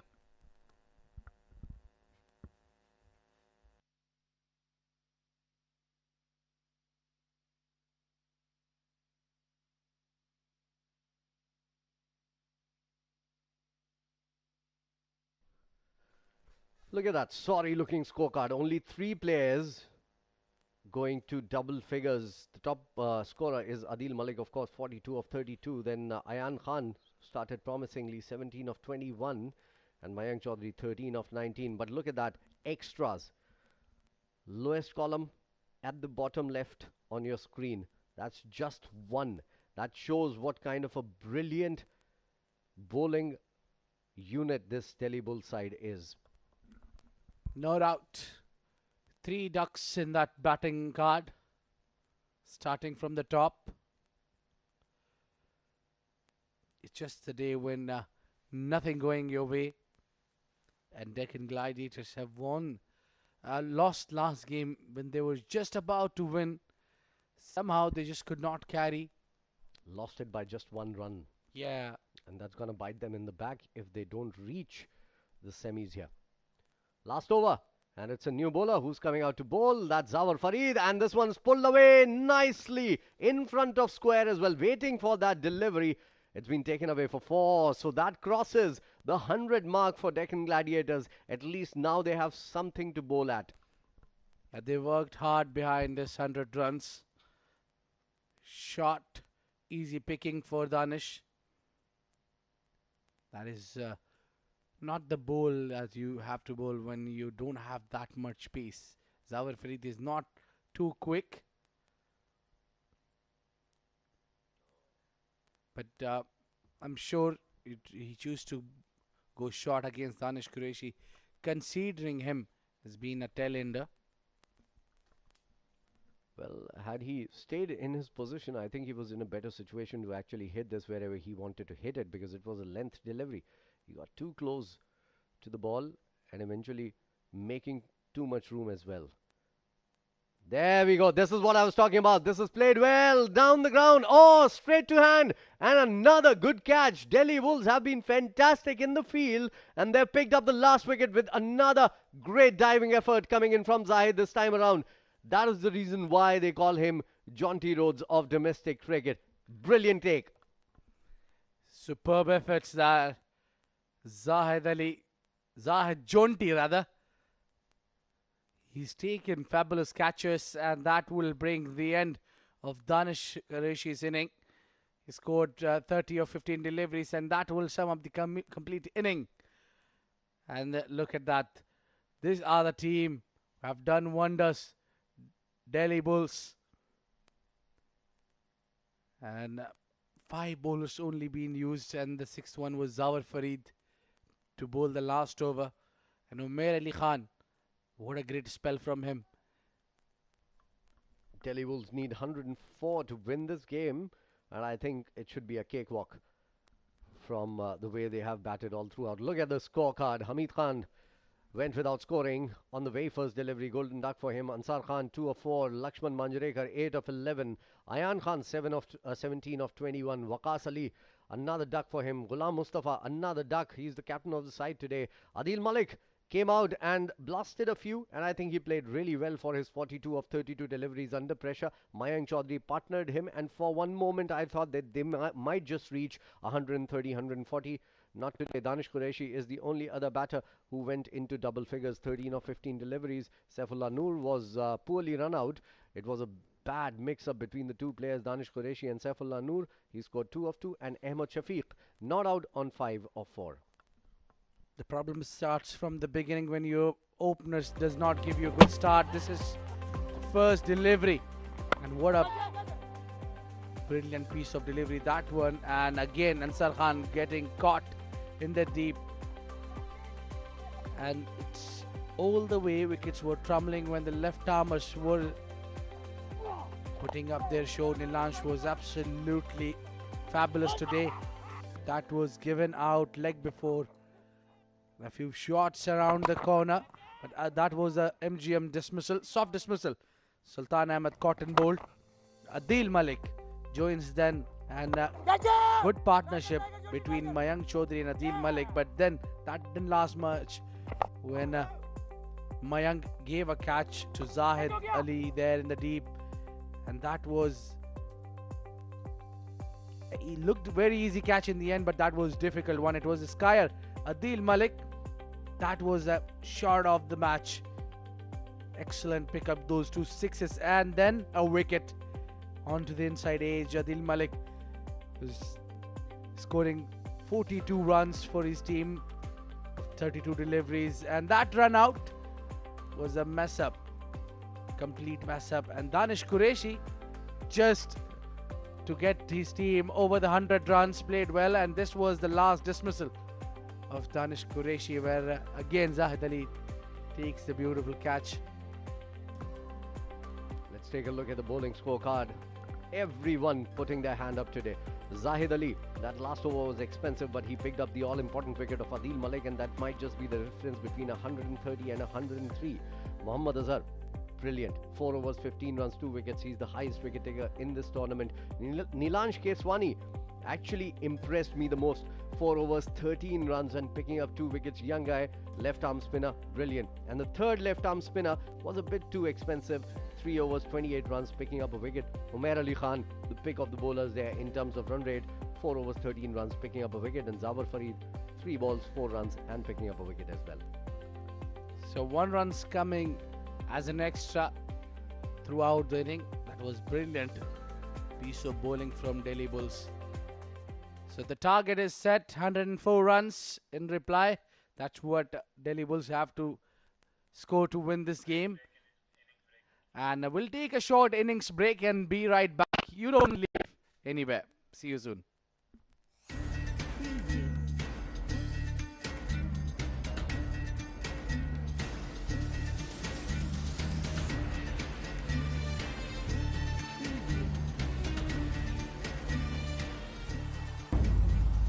AVR Pay News, Ajman T20.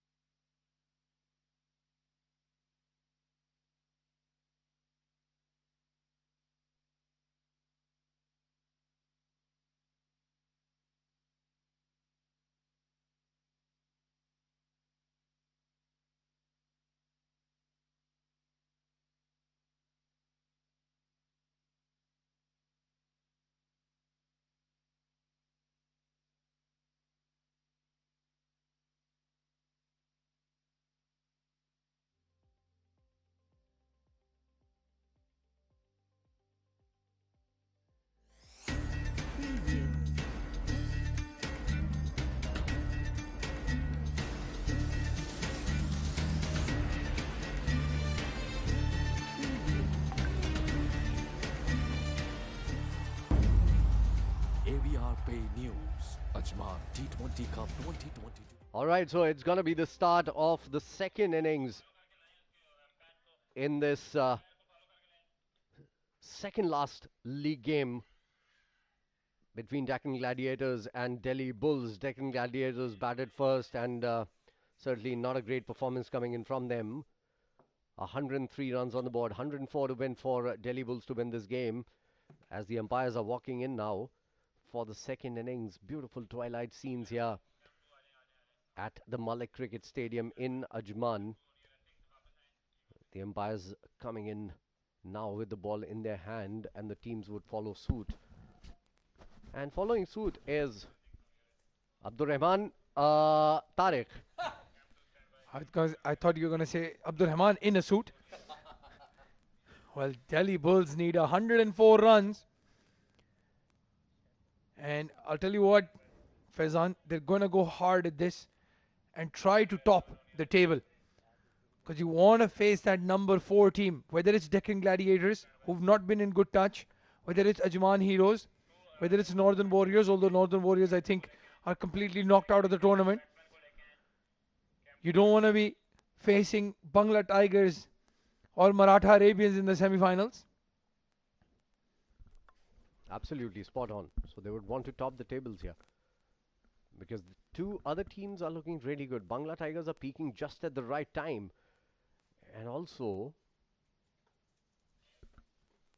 the Warriors, as Abdur Rahman said, are out of contention already from this tournament. So it's going to be between Deccan Gladiators and Ajman Heroes. One of the two teams is going to come in. If Deccan Gladiators can make a match out of this, it would be added pressure for Ajman Heroes. And again, from a think tank perspective, they would be saying to themselves, let's knock the Deccan Gladiators out. Because we've seen, if they click, the Deccan Gladiators are a very good side. It's just in this tournament, they've not played like a team. Some very good individual performances. Adil Malik, Danish Qureshi, Waqas Ali, all putting up individual performances, but as a team, they've just missed out, the Deccan Gladiators. And you don't want to give them an opportunity in a knockout game. Absolutely spot on. They look like a beautiful team on paper. Hasn't just clicked in this tournament. Sometimes that happens when a couple of your players are not in form, or you just lose a couple of close games and the morale goes down. And that is what happened with the Deccan Gladiators as well in this particular tournament. They've lost the last game by just 1 run. There was another game that they were about to win and they lost it with a very close margin as well. Yeah, Adil Malik there. He's stationed now at long off. Abdul Shakur opening the batting with Haider Wasi Shah.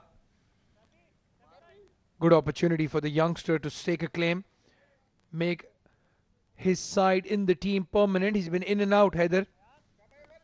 Very good batsman, very good kid as well. He's played with me in the UAE domestic circuit, part of my club, and now upgraded to a Premier Division side. Starts off with a wide down the leg side. So starting off with a spinner right away. The Deccan Gladiators, it's Ahmed who's coming into bowl now. Left arm spin. A lot of left arm spinners in this tournament. In this match itself, he's the 4th one. Oh, wild swing. Some turn there for Ahmed. And Faizan, there was a moment in one of the domestic tournaments, Abid and I were in the comm box, and we actually made a team of all the 11 left-handed spinners. And I tell you what, that team would give one of the best clubs here a run for their money as well. All left-arm spinners. I'll tell you a few names, and I'm sure you'll nod in approval. Fahad Nawaz, left-handed spinner, bats in the top order. Aryan Lakda, left-handed spinner, bats in the top order. There was Ahmed Raza, the captain of UAE. Mohammad Azhar, Sultan Ahmed, Nilash Keswani. Mujahid Amin from the Maratha Arabians. Harry Bharwal from the Maratha Arabians as well. Those are just some of the names I can remember from the top of my head. One of them bowling right now, Ahmed. Well, Ahmed Shafiq was making his debut in that tournament. A new face here in the domestic circuit. Well, there was a chance for a single there. Have they taken it? Yes, they have finally. So Heather is off the mark as well, and so is Abdul Shakur. Abdul Shakur. In fact, Abdul Shakur is off the mark, and Heather is gonna face now, or is it the other way around? We need to see. It's Shakur. There's just a bit of confusion because they did stop. There was a shoulder barge, but in the end, a single was taken. Haider Vasisha scoring the first runs in the tournament for himself. Abdul Shakur already has a 50 to his name. Was looking good yesterday. Started off slowly, then picked up pace, and in the end threw his wicket away. They needed him to fire if they wanted to chase that mammoth total of 211 down. He was man of the match in the last game. And this one is wrapped on the pads and been given by the umpire there. Abdul Shakur. No, it is Heather actually walking back to the pavilion now. So it's first wicket down, first blood drawn for Deccan Gladiators. Good to see. Well, Haider Vasisha's nightmare tournament continues. Second time he has fallen to a left-handed spinner. That game, trying to remember exactly, caught at slip. Well, it's not Abdul Shakur who's walking out, it's Haider Vasisha who's walking out. We'll have that corrected soon, but 3 for the loss of 1 wicket, Delhi Bulls.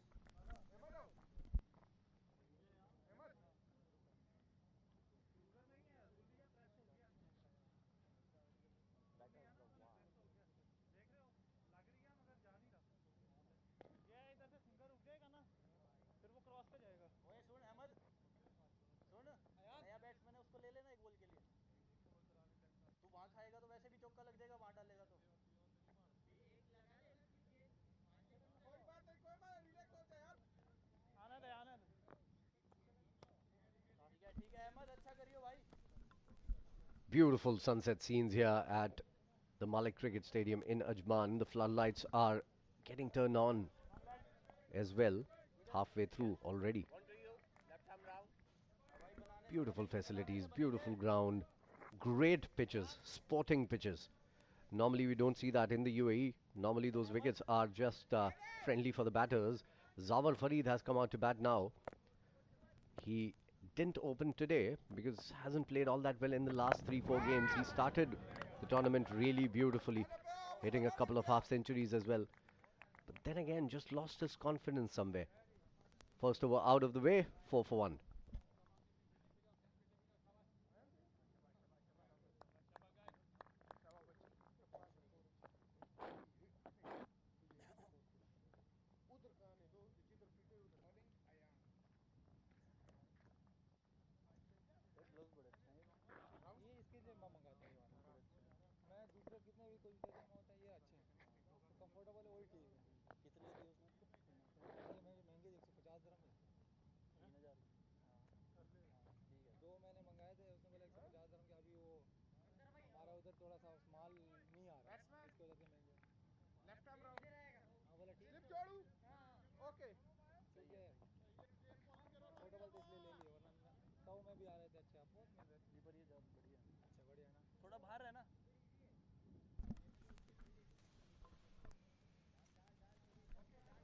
Well, now I remember the name I was missing out on.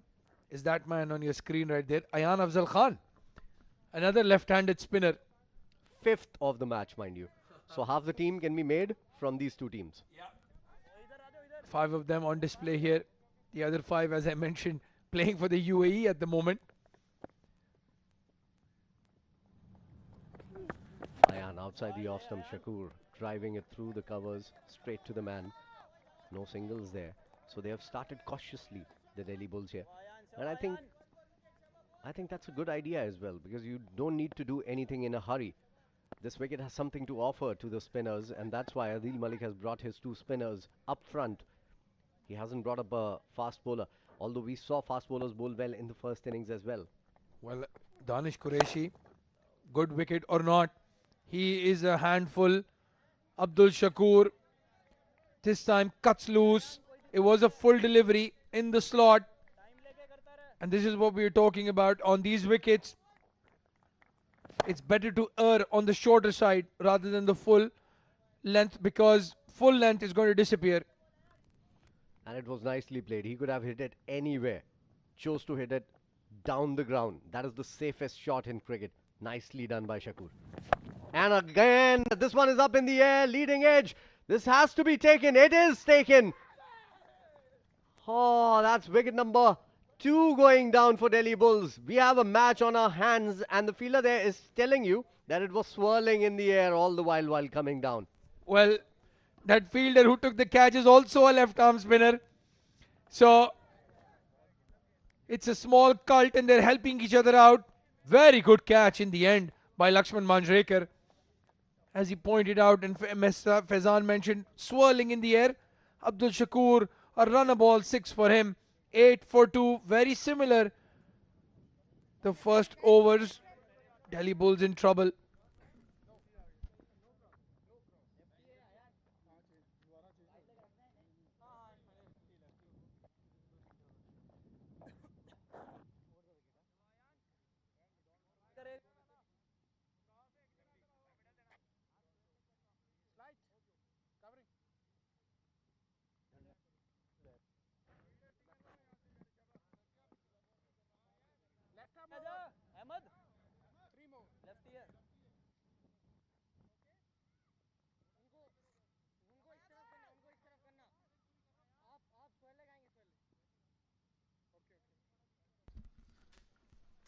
Well, Mohammad Usman, he's a left-handed batsman but a right-hand off spinner, so finally the trend is broken. But he has a big role to play here. At 50 he scored yesterday. What a knock it was. At one stage looked like he would take his team home. In the air. Well, they're living dangerously, the Delhi Bulls. Yeah, certainly. Usman scored a 50 in the last game. Last night. And he had come in all tired after playing the 90-over game. This one is pulled away, nicely done, but there's a fielder there and fields it well eventually. Only a single added to the total here. So it's 9 for 2 after 1.5 as Zawar Farid will take strike for this next delivery from the young Ayan. Well, Ayan will fancy his chances here because Zawar Farid is also one of those aggressive batsmen. What a confident lad, Ayan Afzal Khan. Likes to bat on the top of the order, wants to bowl with the new ball. That 90-odd innings that he played against the West Indies, leading the team into the plate finals and then eventually the UAE side winning it. Brilliant over comes to an end, just 5 runs off it. And the Delhi Bulls are 9 for the loss of 2 wickets.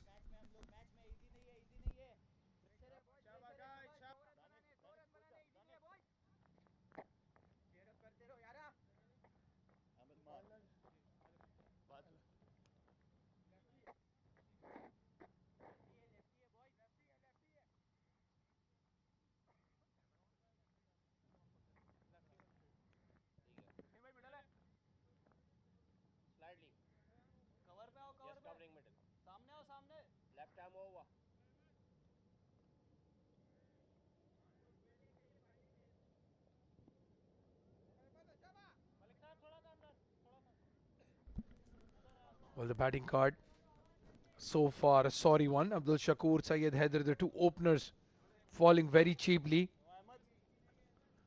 They've added Sardar Bahazad and Saif Janjua, 2 new batsmen in this side. Umair Ali Khan can bat as well. So can Nilansh. So can Muhammad Azhar. So they do have a lot of batting to come. Ahmad Shafiq continues. Picked up a wicket in the first over. So did Ayan. So 2 wickets in 2 overs. Beautiful sights. The sun going down. We saw the moon last night. It was super big. And today, beautiful shots from our cameraman. Well, just on the topic of left-arm spinners, Faizan, a certain Keshav Sharma of Ajman Heroes will be on display today. He's shot up the ranks as well. So we have already mentioned 7. from today itself, from the games happening today at least. Well, if I remember correctly, yesterday when they showed the top 5 wicket takers, it was 3 left-arm spinners and 2 left-handed fast bowlers. Oh, poor Down the delivery. leg side, poor ball, and this one is pedalled, helped on the way for 4. These are the kind of deliveries that can relieve pressure. Usman on his way, 13 for 2 now. Well, the perfect term there, helped it down to fine leg. Poor delivery. Very rarely you say that when Ahmed Shafiq is bowling. And a batsman of Usman's class is not going to let a ball like that pass him.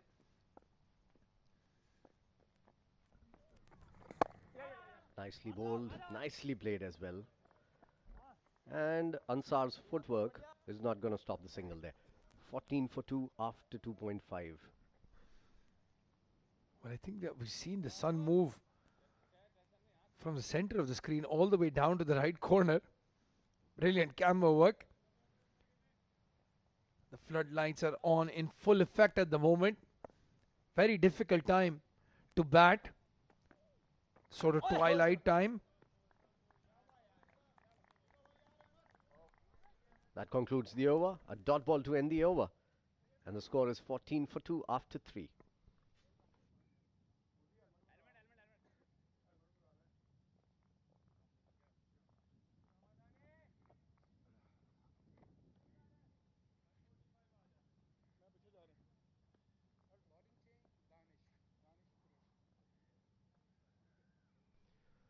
Well, you don't have to go anywhere to watch sunsets. We show them to your screens at your homes, wherever you're watching, on your tabs, on your phones, or on your big TV.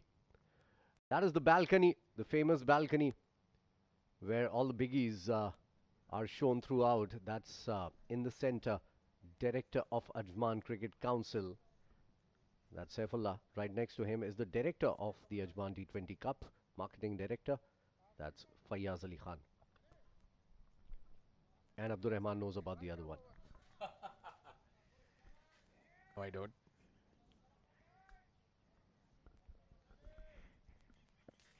My entire family is watching, Faizan. Behave yourself. Danish Qureshi coming into the attack. So after that 1 over from Mayan, he picked up a wicket. And now the fast bowler has been brought in. Danish Qureshi. He's amongst the wickets as well in this tournament. One of my favorite fast bowlers, Faizan, Danish Qureshi. One of those rare fast bowlers that takes the ball away and into the batsman. I was about to say that. He can move it both ways. Brilliant. And keeps the line and length perfect as well. Just around that off stump. Makes it difficult as a batter to score. Normally takes up the new ball. Has come in to bowl the 4th over today.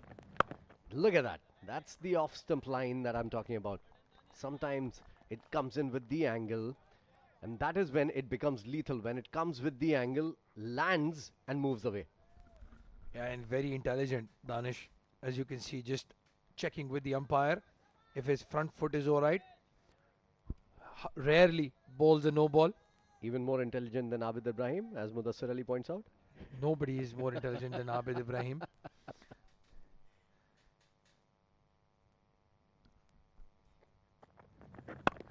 That is the one we were talking about. Nicely played by Zawar Farid. Quick run. And only a single. Beautifully bowled. Coming in with the arm. Leaving just at the right moment. And Zawar Farid was waiting for it. He knows. He's played him a lot. So he knew what he had to do. Just bat on ball and running for a single. Yeah, both of them part of the Emirates Cricket Board cricketing camp. They're both in the setup together. The UAE setup as well. Saifullah Noor. Surprising, he hasn't bowled yet. Those booming in swingers to the right-hander. And there you can see now the in swing to the left-hander.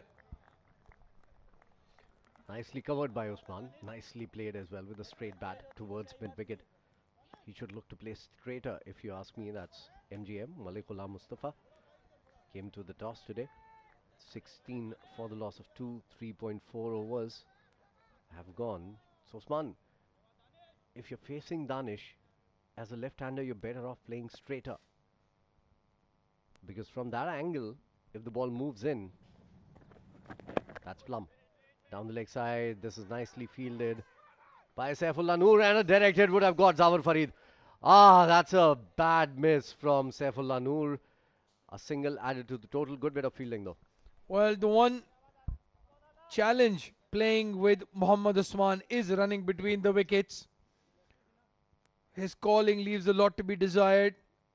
Zawar Farid, listening to his senior partner, and he's very lucky still to be there. Saifullah couldn't gather the ball after stopping it, and that's what saved Zawar. That run out would have made things very interesting in this run chase. Outside the off stump, punched beautifully. Brilliant bit of fielding.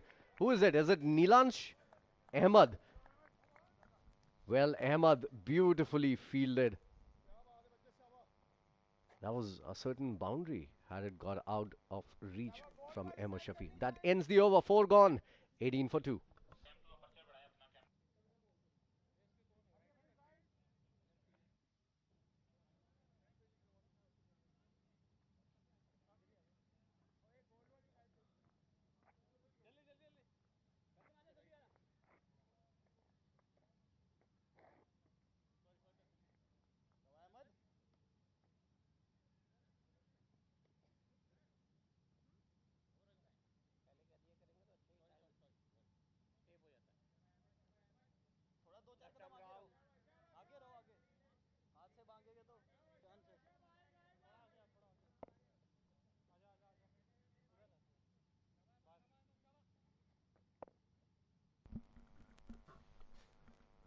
Well, Ahmed comes into bowl, another over, and oh, beautifully bowled. Zawar Farid had no idea where this was going. It was quicker through the air. He was trying to play across the line, not a great idea. Even shadow practicing that shot is not a great idea. No, agree with you. He's very lucky he got a bit of bat on that. Otherwise, that would have been a loud appeal just like that. Yes! Well, there you have it. As soon as we were explaining what could have happened, it has happened. He's played across the line. Faizan just literally the delivery before saying it's a bad idea. And Zawar Farid, he has to walk back. Oh, that was mighty, mighty close on that last one as well. And then finally getting it hit on the pads. He's talking to the umpires before going out. Zawar Farid though. LBW Ahmed Shafiq 18 for 3. That is the most important thing. This is what we were talking about. If Deccan Gladiators can make a match out of this, it's going to be very difficult for Ajman Heroes coming in the second game. We'll tell you exactly what happens. 4.2 overs gone, 18 for 3.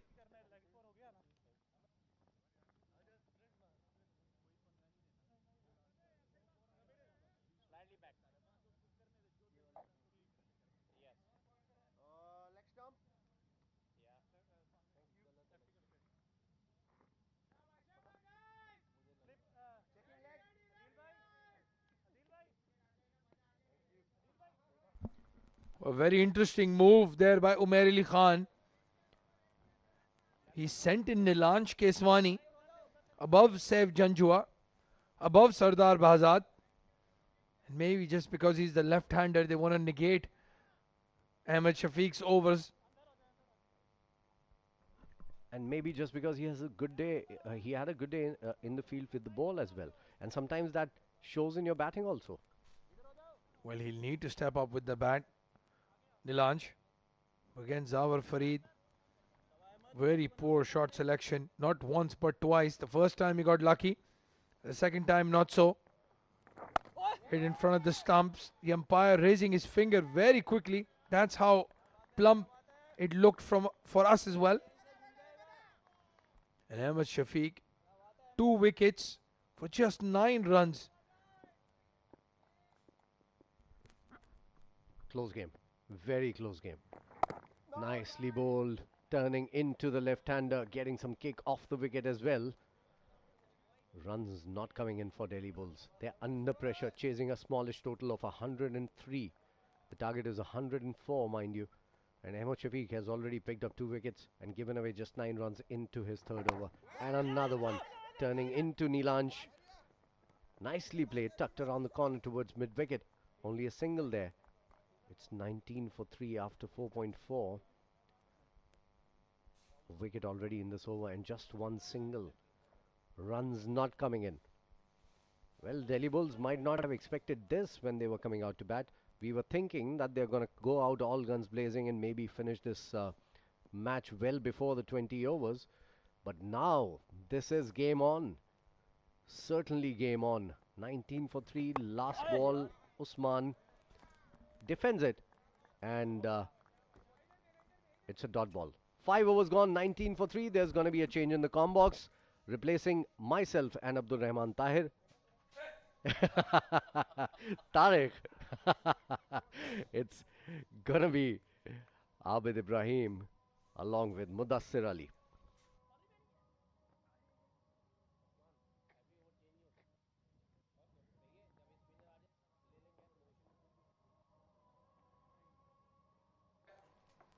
Thanks a lot, Faizan Khan and Abdul Rahman. Here comes the man, Abid Ibrahim. Well, thank you so much, Mudassir and Faizan, Abdul Rahman. Talib was doing a good job.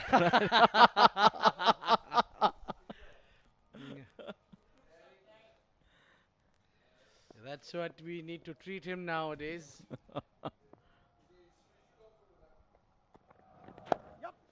Nilansh driven on the onside. So it's a good fight back from team Deccan Gladiators, I can see that. They need to get rid of Usman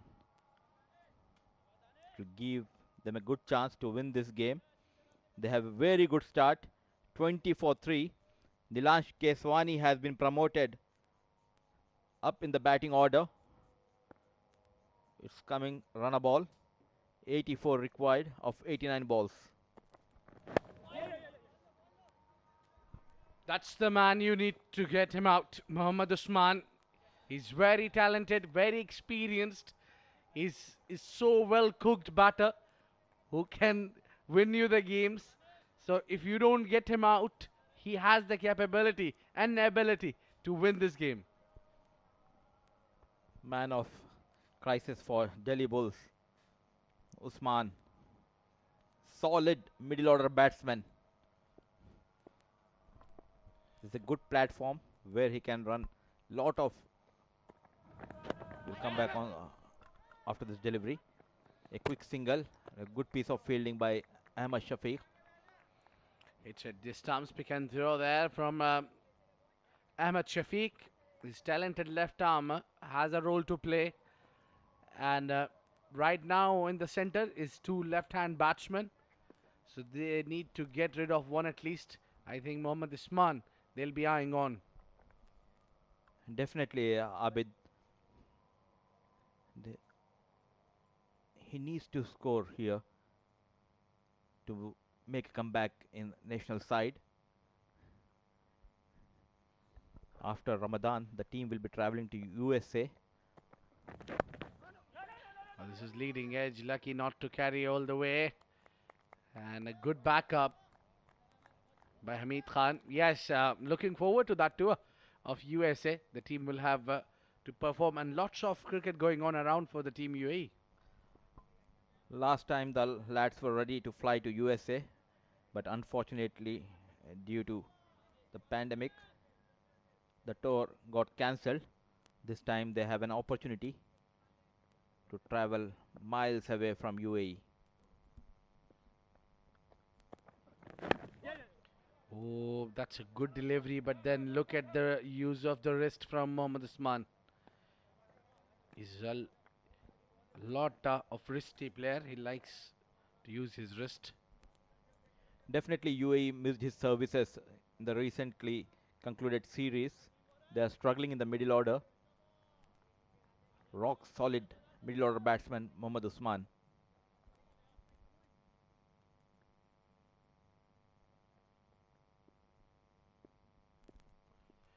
Very solid batsman. Nilansh, the young man. Oh, that's outside edge. There is a man, Waqas Ali, in the third man region for to cut this one down. And look at that. A chat between Danish Qureshi and Nilansh Kaswani. Danish knows that he's a young man, need to learn a lot, and a perfect time for him to go out and prove himself with the bat. We all seen him, what he's got with the bowling. It's 6 overs gone, 24 for 3.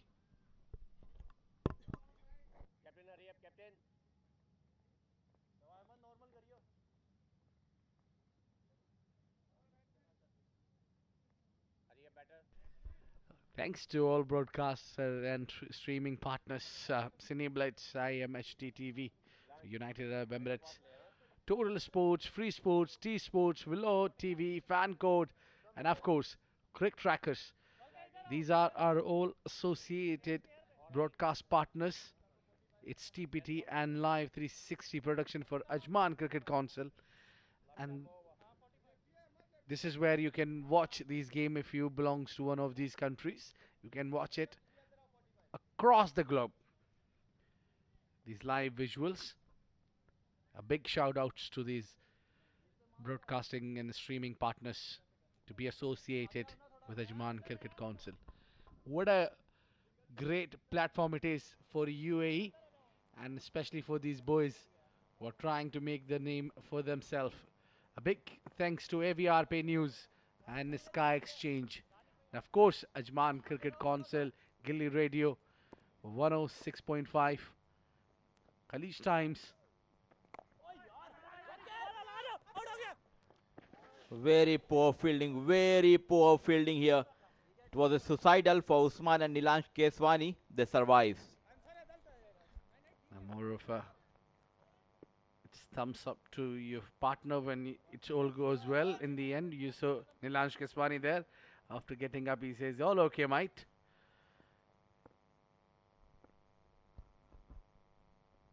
Good bowling, Ahmed Shafiq. Picked up 2 wickets, crucial wickets, and given away 11 in his 3.1. They started off well in the power play. Deccan Gladiators. They need to build up this pressure. They need to take a slip here.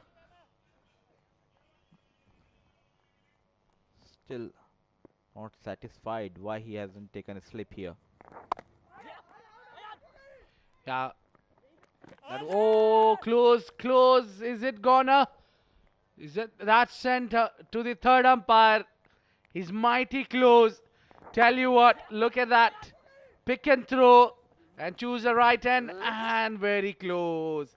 We need another replay, a slower one to tell the story.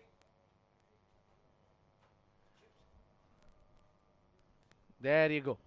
Yes, now a few more frames. One more. Oh, touch and go. Very difficult to say. I'm glad I'm not the third umpire. We need to go back here. One more frame. It's a touch and go. Some part of the bat needs to be inside the crease, and from here if you look, this is the time when the bails have just come out, and I think Nilansh has made it. It's very close call, Abid. One more frame. It will give us a clear picture. The bails needs to come out. Yeah, now the bails are dislodged. From here, if you take the point out, he's home. So, yeah, all good. What a great piece of work by our camera team. Kudos to them. And what a throw by Ayan Afzal Khan. A bit slow. Ahmed Shafiq. And it gave the time for Nilansh to get into the crease. He survives. It was a very risky single, Abid. It's not easy to get out someone like Nilansh Keswani, who's very quick. The young you are, the quicker you are now. You can see these youngsters. If any batter, apart from Nilansh Keswani from the team of Delhi Bulls who were batting, I'm sure he would have struggled to reach.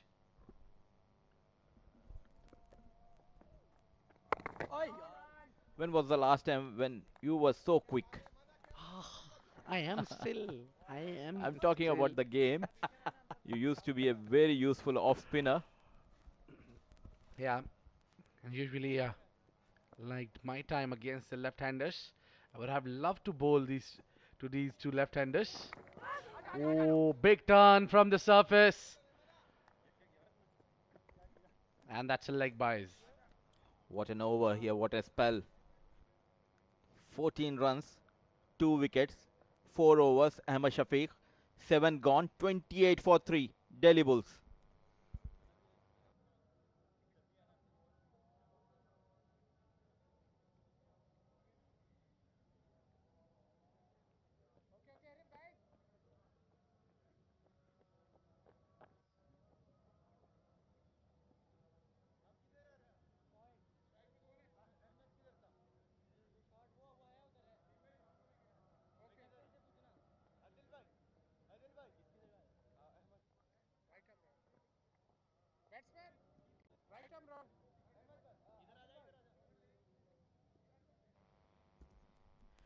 It's a TPT and live 360 production for Ajman Cricket Council.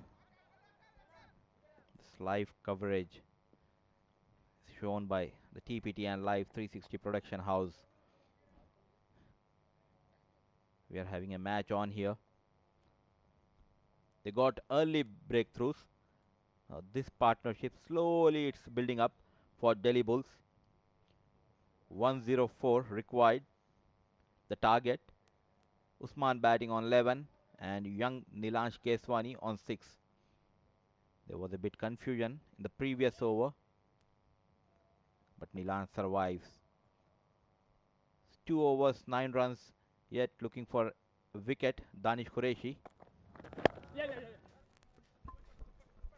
I think the idea is to play an attacking cricket. That's the reason Danish Qureshi getting a go here. Usually you see him saving his over for the death overs, but no. MGM takes him and gives him the responsibility to bowl at this juncture of the game because they want wicket and the batters are under pressure certainly.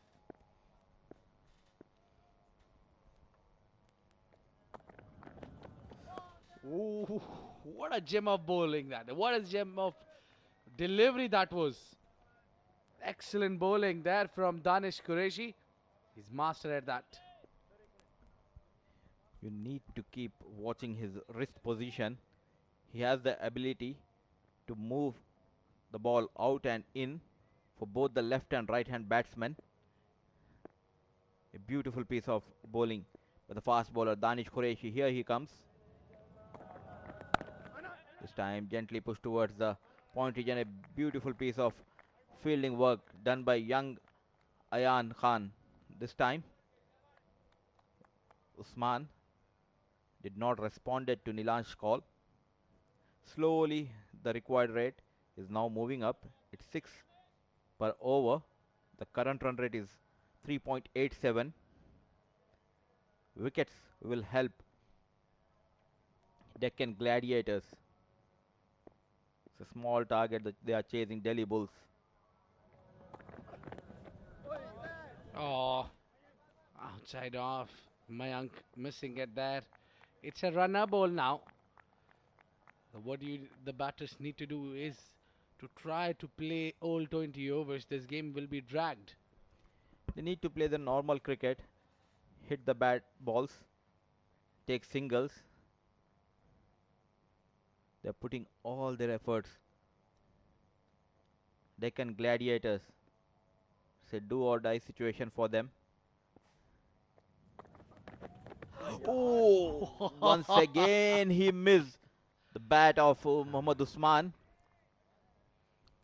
Beats him outside off. That is the delivery of the match.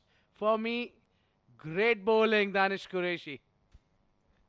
They need to take a slip. Oh, brilliant bowler, very talented, right arm fast bowler, Danish Qureshi. You really need to do a lot when you beat someone like Mohammad Usman. He's completely bamboozled with that delivery. Excellent shaped away. With the little breeze which is going on in the ground, helping the fast bowler. He's using the conditions very well. Oh, lucky Mohammad Usman there. If that would have hit him straight into the pads, that would have been the end for Mohammad Usman. 8 gone, 31 for 3, Delhi Bulls.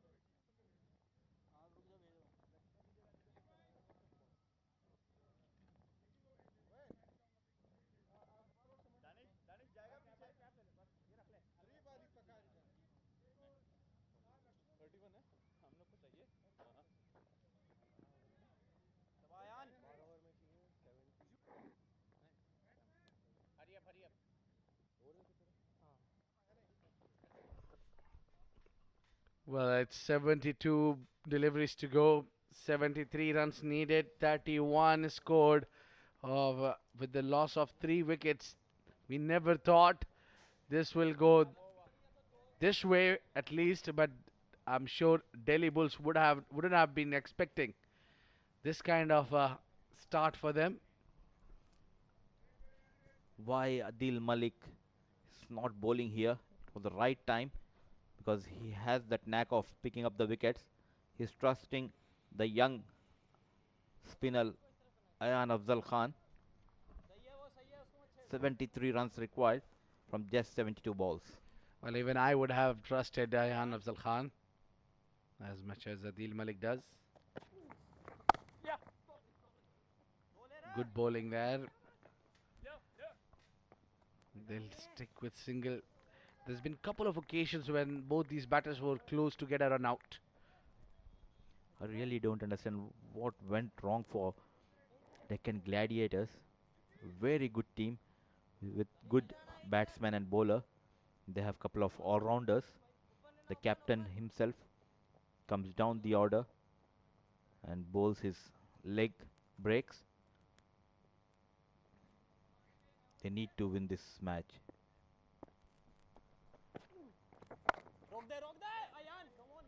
Look at the efforts from the bowler. Certainly want to save every single runs. It's good to see Ayan Khan getting chances in this tournament. His father has worked a lot on him. He was a coach. Sometimes, some days he comes very hard on this lad if he doesn't score in the matches. He was a proud father the way he scored against West Indies in Under 19 World Cup.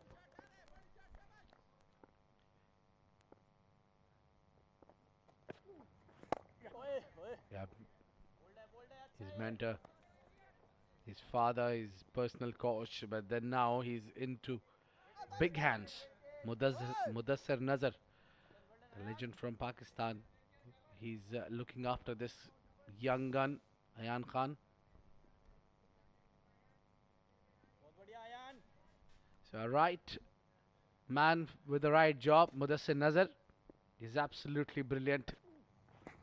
Oh, this is what we were talking about. This is the man we were talking about.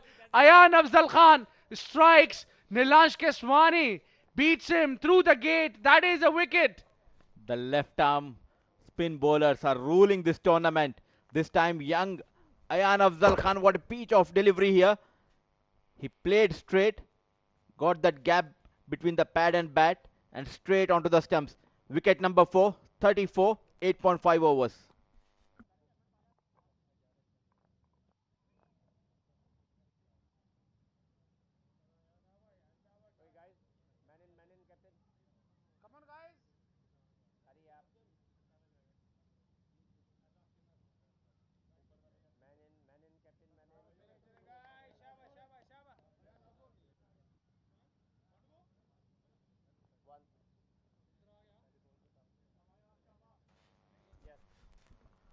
With the best part of the delivery was he gave the flight, he invited for the drive, completely missed the line, no footwork at all, and he got the big wicket. There was a partnership going on, but still the big man, Usman, is at crease. And this is what the ball has just got disappeared when it just bounced in front of Nilansh where he was trying to play a drive shot. It just got through the gate and perfect dismissal.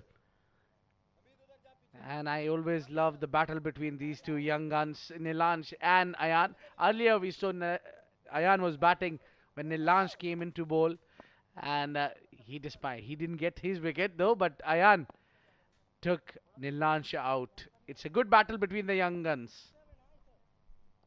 The left arm spinners are showing that they can bowl to a left hand batsman,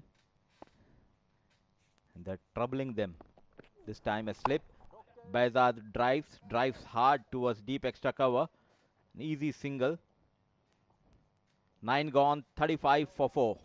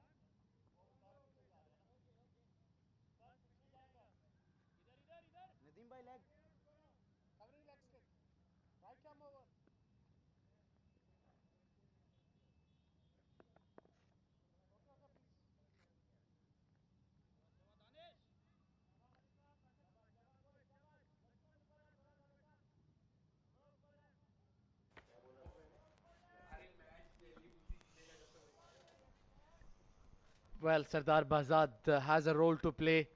Danish Qureshi is hunting for the wicket. That is his fourth over. Yo, Sardar didn't expect that one, and we did not. He at least didn't expect what Danish Qureshi is in form. Get someone into the slip region. You need to have that. It's a new batsman. Desperately they need a wicket. He's into his fourth over. Danish Qureshi struggling here. Delhi Bulls. That voice you heard was from former domestic captain Mudassir Ali, and there you go. They heard you. They respect your decisions there. Slip is in. Oh, I haven't seen Sardar Bazad under pressure as much as this time when he's against Danish Qureshi. What options does Malik Ghulam Mustafa have in the bowling? Danish Qureshi is into his fourth over. Ahmad Shafiq has completed his quota. Ayan Afzal Khan, he has bowled 3 overs. Saifullah Noor and Adil Malik. These are the 2 options I can see. Oh, this time no ball from Danish Qureshi. That has been a problem with this man. Danish Qureshi, he gets, when he tries that extra bit thing and then he just ends up giving a no ball. And that would be a free go for Sardar Bazad, who was struggling. But when it's a free hit, you play pressureless. Now let's see what Danish Qureshi has in his kitty on a free hit delivery. There you go, Danish Qureshi. Nice in swinger there. Back of the line delivery. Not at all in control, Sardar Baizad. Just gliding towards the third man for an easy single. They need to get this man, Mohammad Usman. Well, you're talking about bowling out Danish Qureshi's quota in just halfway through. Well, it's clearly the intention is to go attacking, keep on taking the wickets, and let the game go big.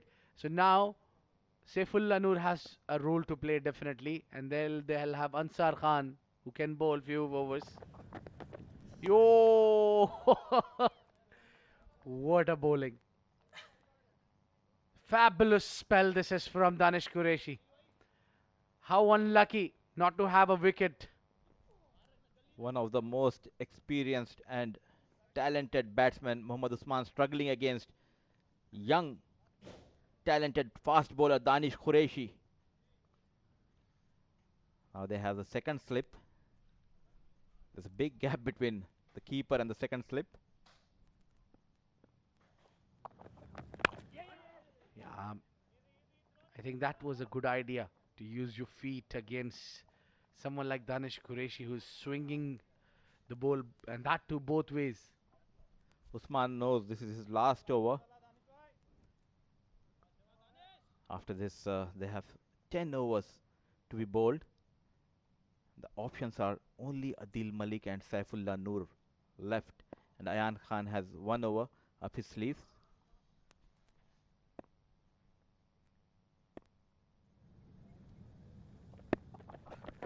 Oh, perfect in swinger. Beautifully bowled, but that spell was definitely deserving a wicket. Nevertheless, he's just given away 14 runs in his 4 overs. Just 14 runs. Marvelous bowling there from Danish Qureshi. We're halfway through. It's 38 for 4.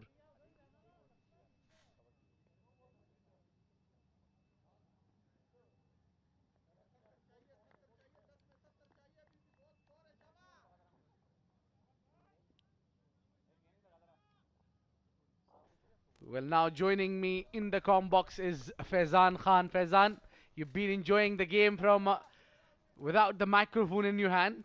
Yeah, from the best seat in the ground, I can tell you this. And now you join the best seat, I reckon. Absolutely. Mudassir Ali's seat is the best seat in the ground. Well, Yeah, certainly. What a spell coming in from Danish Qureshi. He was bowling those fiery deliveries, bowling the outswinger, and that last ball to finish the over sums it up completely. Beautifully bowled, big in swinger, and nicely negated eventually in the end. That's what he's good at. A rare breed who can swing the ball both ways, in and out, especially with the new ball. But we've been talking about bowling him out in just 10 overs. He's completed his quota. Was it a good call? I think they were looking for wickets. It's unfortunate that Danish did not pick up a wicket here. As Ayan continues, this one is driven down towards covers. Only a single on the cards. That brings up the score to 40 runs. Still quite a few to get. So they were hoping for a wicket that Danish could take in his last over at least. Unfortunately today, he is not amongst the wickets. He looked like picking a wicket on every other ball, and that is why possibly the captain continued with him. Yeah, the bowlers were, I think the batters were very watchful against him. But then, hey, there are the moments when you are not getting wicket, but then you're bowling that kind of a spell when your partners are getting benefit of it. Yeah, that is a fact because the run rate keeps going up. And also, this is positive cricket from the Deccan Gladiators, using their weapons up front. It had been pessimistic approach had they kept Danish for the remaining overs, because this match might not just go to the remaining overs because the target is not all that big. So it was, I think, a good idea. Positive cricket coming in from Deccan Gladiators. Well, indeed, I completely agree with you. Because you have to bowl out, you have to play your ace bowlers. It is all about one good over for the opponents. If they get a big over, and the game is just dropped out of your hand. And that is why I was a little critical of Bengal Tigers not bowling Shiraz Pia up front. Just like your best batter needs to go up, similarly your best bowler needs to get the new ball. Drive down the ground, goes towards long off. Adil Malik comes into fielded, and only a single on the cards once again. So I think it has to be both ways. Indeed. But it all depends on the total, what is being put on the board. If you have 150, 140, you can take chances not to bowl up front. Your ace bowlers, then when you have hardly 104 runs. Catch it! Oh, it was in the air for a while, and you have to take chances. So that will be the end of 11 overs. Time for me to take some snacks. Joining Faizan will be Abdurrahman Tariq. Yeah, some snacks is an understatement All the for snacks. Abid. That's the next game. Bangla Tigers, Ajman Heroes. Match number 15 live from Ajman Cricket Ground for this AVR Pay News Ajman T20 Cup, powered by SkyExchange.net. And it's a very important game as well in the context of the tables standings, because Ajman Heroes is lagging behind. And if at all the Deccan Gladiators win this game, then it would become very important for the Ajman Heroes to win a game, and that too quickly. If they cannot do this, then on net run rate, even if they win, and given that the Deccan Gladiators win here, they might not just go to the semis. So Deccan Gladiators still have a chance to actually go to the semis, even if they lose this one and don't lose it by a big margin, and then Ajman Heroes lose their game. Even then, because of net run rate, it is this team that can go up. Well, this is the beauty of the AVR Pay News Ajman T20 Cup powered by SkyExchange.net. We're in the last day of the round games and we still don't know who the fourth team is going to be. And Faizan Khan has rightly explained all the scenarios. Hope somebody was taking note. I'm sure quite a few teams will have their calculators out. Faizan, calculating the net run rates. Saifullah Noor calculating the swing there, the batter Usman, and that is why he lets it go. It was beautifully bowled. Some kick off the wicket also. So I think a little late in the day for Saifullah Noor to come, but possibly the idea was because Danish was bowling so well from one end, they wanted to keep that in for Danish, and the other end, the left arm spinners were bowling really well, and they wanted to keep it going as well. Although Deccan Gladiators in a good position right now, they need one more wicket. That man who's facing right now, Usman. Yeah, he's faced 30 deliveries, 19 runs, but the important thing is he's still there. Quick single taken this time. And as you mentioned, Faizan, he's brought in very late Saifullah. He's bowling the 12th over, which means if he bowls all four in a trot, he'll bowl the 12th, 14th, 16th and 18th over, which means there is still one more over left, the 20th over. Who would be bowling that is the question that Adil Malik will have to answer. This is a very Pakistan way of doing things, because you remember Umar Gul used to come in and bowl the 12th or the 13th over of the innings all the time and would bowl four in a trot. So Adil Malik, of course, has played a lot of cricket there as well. I think possibly has taken a leaf out of that.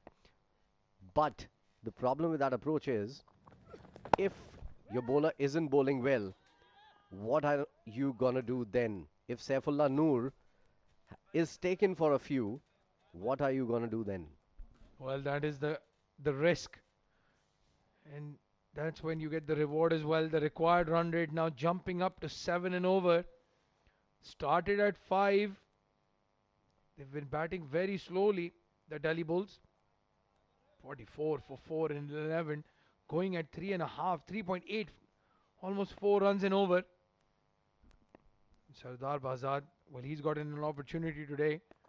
Can he make it count? Good delivery this. Swinging in again. And Sardar Bazad has done well to play to point. Well, Faizan, as you mentioned, Saifullah Noor will probably have to bowl all four together. And he can't afford to slip at all. Although we might see him bowl one over, then they introduce somebody else and then he bowls 3 in a trot, including the 20th over. A lot of calculations to be done. I do have to say, if it goes till the 20th over, I think Delhi Bulls will probably be favourites at that time. Absolutely. Because of that 104 target. If Usman is there till the last ball of the innings, I have no doubts in my mind that this might just be a victory for Delhi Bulls. A quick run and a shy at the stumps. Direct hit might have got him, but not to be. 46 for 4, 11.5 gone. Although, all this while, Saifullah Noor has bowled a decent over here. Yeah, decent over, but as you said, they need the wickets, Faizan. They still have batting to come. Saif Junjua can bat as well. Umair Ali Khan, the captain, if you give him 9-10 runs and over, he will probably turn the heat on as well. Zahid Ali, we saw he can wheel the willow. 22 runs scored in that last over against the Ajman Heroes. Well, the wicket plays a role as well. Sometimes it's very difficult to hit down the ground or through the line, let alone a heave on the leg side. So sometimes it's players like Mohammad Usman who are actually, the players that can take your team home. Well, he is known as a man of crisis, and Delhi Bulls in a mini crisis of sorts. 47 for 4 now at the end of 12 overs.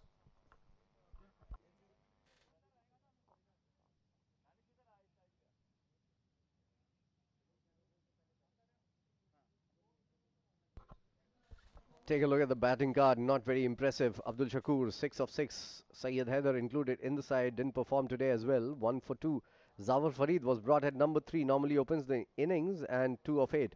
Mohammad Usman is still there, and he built up a small partnership with Neelansh Keshwani, rather. 7 of 13, and Sardar Behzad included in this side. Has had a few problems, but they are running well between the wickets. 6 of 12. Total 47 for 4, extras only 4, which is good from the Gladiators.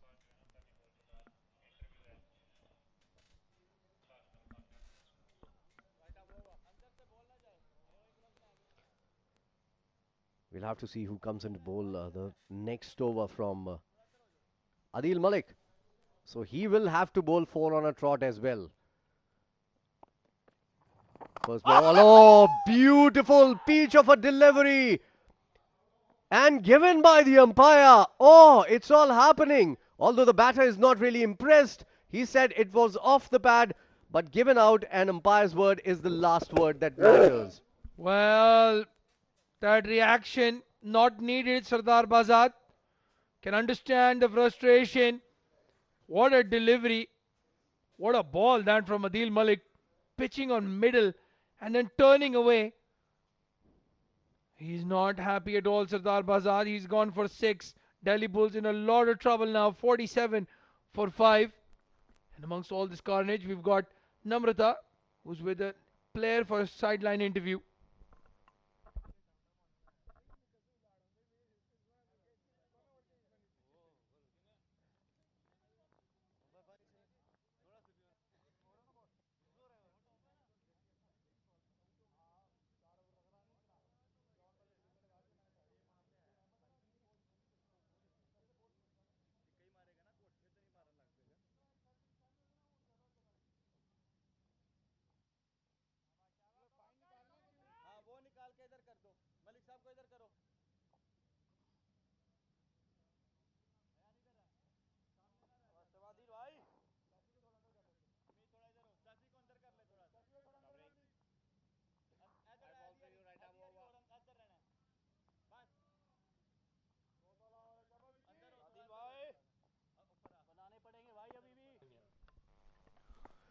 Well, we'll go to that interview in just a little bit, but this is absorbing game of cricket happening. A low-scoring affair between Delhi Bulls and the Gladiators. Gladiators on top as Adil Malik comes in and picks up a wicket right away, and Umair Ali Khan has picked up 2 runs on that very first ball. It's now time for an interview with Namrata Sharma. Let's see who is it that she's talking to. Good evening, ladies and gentlemen. I'm Namrata Sharma, and here I am in the second innings of the first match of the day. And here with me is Mohammad Azhar of Delhi Bulls. Looks like he's got a huge fan following, a lot of clapping and noises for him. So, Mohammad Azhar, please हमें बताइए कि आज जब match शुरू हुआ था, आप लोग ने सोचा था कि ये इस तरह से टर्न आउट होगा, and in spite of only a small target of 104 इस तरह से इतना स्लो चलेगा दिल्ली बुल्स के लिए? बिस्मिल्लाहिर्रहमानिर्रहीम। जब हम आए थे तो सबसे पहले हमने विकेट देखा था, तो विकेट में ज़रा थोड़ा सा सॉफ्ट था, तो इस वजह से हमने कप्तान ने यही प्लान किया था कि आज हम बॉलिंग करेंगे। तो ये अच्छी टीम है, इनके साथ हमारे डोमेस्टिक में काफ़ी मैचेस होते थे, तो मैंने इनको यही बोला था कि पहले बॉलिंग करो ताकि हम इनको कम रन में पकड़ सकें। तो आप किसके साइड में? आप दिल्ली बुल्स के साइड में? आप ऑब्वियसली आप अपने टीम को फेवर कर रहे हैं, लेकिन बिकॉज आपके इतने सारे फ्रेंड्स हैं उस अगले टीम में और इतना आप लोगों ने खेला है, तो आप खुश होंगे अगर वो भी जीतेंगे आज? नहीं, ये सारे मेरे फ्रेंड हैं, बाहर भी जो हैं, फैन फॉलोइंग है, और ये डोमेस्टिक में हम साथ ही खेलते हैं, तो ऑब्वियसली हम जीतने के लिए खेलते हैं, क्योंकि हमें टॉप करेंगे तो हमें जो नंबर 4 टीम मिलेगी ऑब्वियसली। तो बड़ा अच्छा टूर्नामेंट हमारा जा रहा है अल्हम्दुलिल्लाह।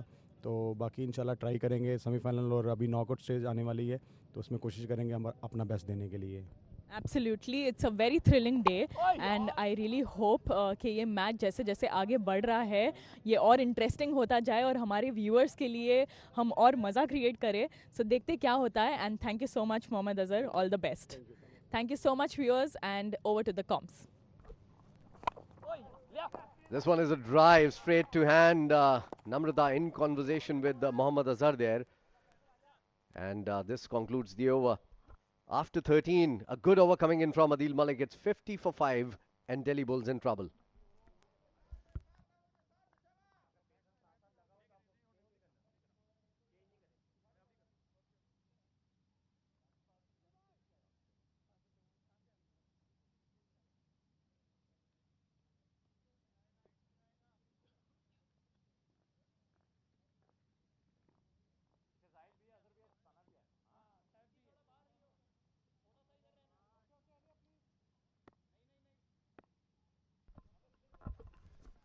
Well, it's getting closer and closer for the Delhi Bulls now. 54 runs needed of 42 deliveries. That man on your screen right there, Umair Ali Khan, the captain, he's got a big role to play here now. Was looking very good yesterday, scored 30 odd runs. And this was the partnership. Fazan, Usman and Umair Ali Khan took it very close. Saifullah Noor comes in to bowl another one. Oh, nicely bowled, swinging. That is not going to be out. That was missing leg stump.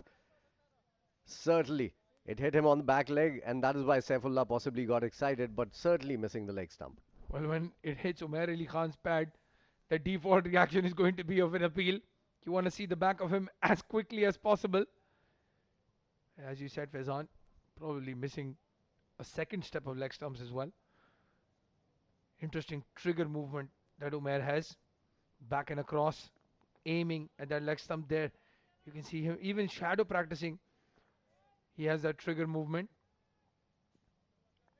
And they'll know this. They've played against him a lot. Saifullah Noor must have bowled to him at least twice in a month, if not more. That shuffle and that wicket and that ball. Absolutely brilliant from Saifullah Noor. It landed in the right area and the feed going nowhere for Umair Ali Khan. He's going somewhere though. Back to the dugout. 6th wicket down for 50 on board. Well, Faizan Khan called it about an hour ago, but Umair Ali Khan had no clue. Very poor shot in the circumstances. They were expecting some runs from his bat, not to be. Saifullah Noor, he's fighting for the Deccan Gladiators. They're still in it, and that semi-final slot is looking very likely now. 50 for 6.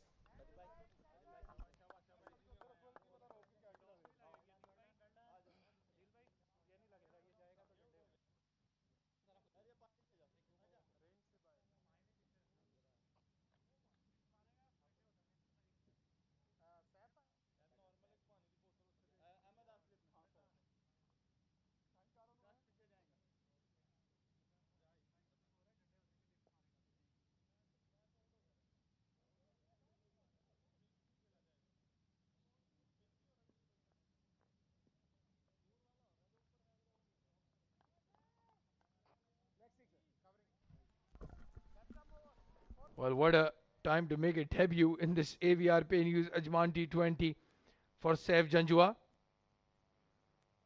Well, Faizan, you know who that is because he's taken about 250,000 pictures of yours in the last 3 days. 275,000. My bad. It was 250,000 just yesterday. 50 for 6, 13.2 gone. Saifullah Noor, all inspiring bowling performance here from Gladiators. Cut away, nicely done. Oh, Saif Janjua. That was beautifully played. It was very close to cut, but cut he did. Unfortunately for him, straight to the fielder, nicely timed as well. Well, he's an opener by trade. Saif Janjua, wicket-keeper opener, has been part of this club setup for as long as I can remember. He will enjoy the pace on the ball. And maybe that's why they kept him just a little bit late. Also, he is not all that tall, so he would fancy those shorter deliveries.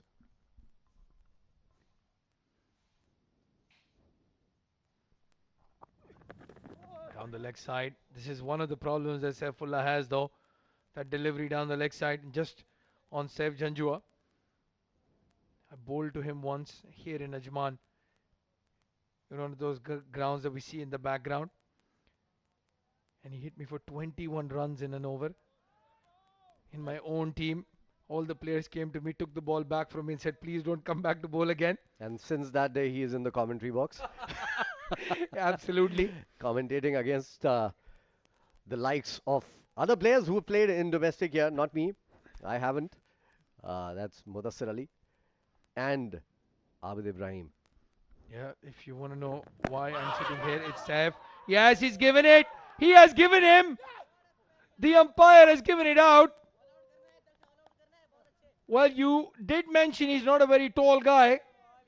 So maybe, just maybe, that bounce was good enough to hit the top of middle. We'll have to look at the replay, but this is a big over. This is very good bowling from the left-hander. Oh, that hit him in the stomach. And still given out because he's such a short guy. That seemed close. Well, Azhar Ali in a test match was given out shoulder before wicket just a few days back. We've seen the great Sachin Tendulkar been given out as well. It has to be hitting the stumps. That's it. That's the umpire's call right there. 51 for 7 now. The Delhi Bulls in a lot of trouble. The Deccan Gladiators have 1 foot in the semi-finals.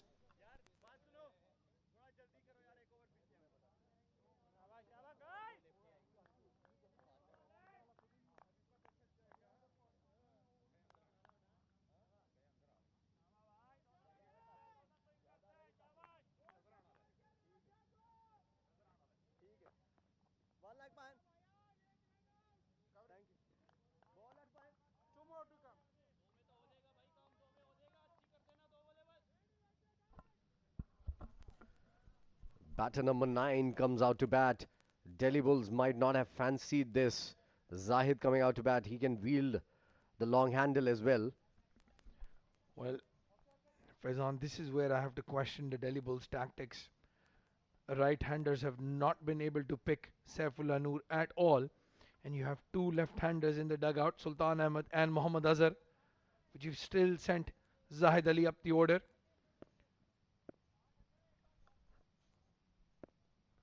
Possibly giving him the license to go big against Saifullah Noor. There you go. Right from the word go. And this was a slider for a change coming in from Saifullah Noor as well. Good bowling. That's the one you were talking about a couple of days back. Keeps bringing the ball in, and then the one that slides away. 66 deliveries, 11 overs since the last boundary came. Unbelievable stat. That has to be the longest stretch in this tournament till now that we haven't seen a boundary. For 66 deliveries. Well, if I remember correctly, the last boundary that came off the bat was Usman, that poor delivery down the leg side from Ahmed Shafiq. When that boundary was hit, there was still sunlight. Oh, beautiful delivery. Now even left-handers cannot play against Saifullah Noor. Usman, the man, dancing down the wicket, and a kick and bounce from the wicket. Also swing from the bowler, taking it away from Usman. 52 for 7, 14 overs gone. We have a match on our hands, I can tell you that.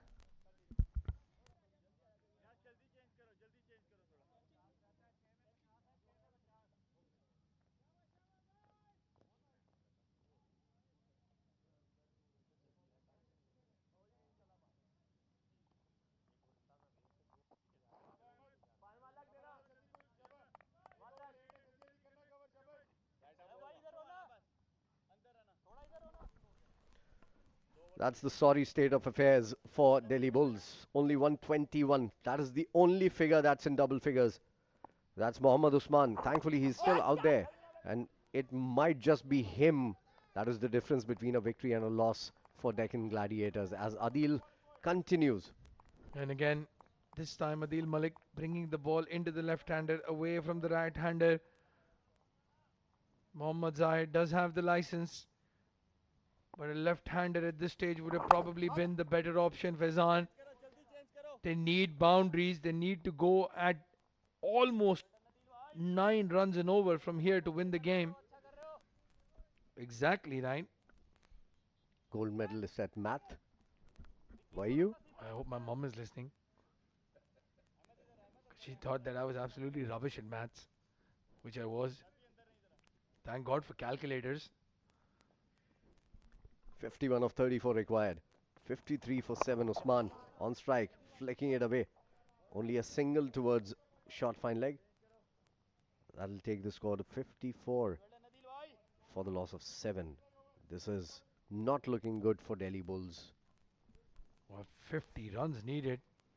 Basically, they have to score all the runs they've scored in the 15 overs in the last 5.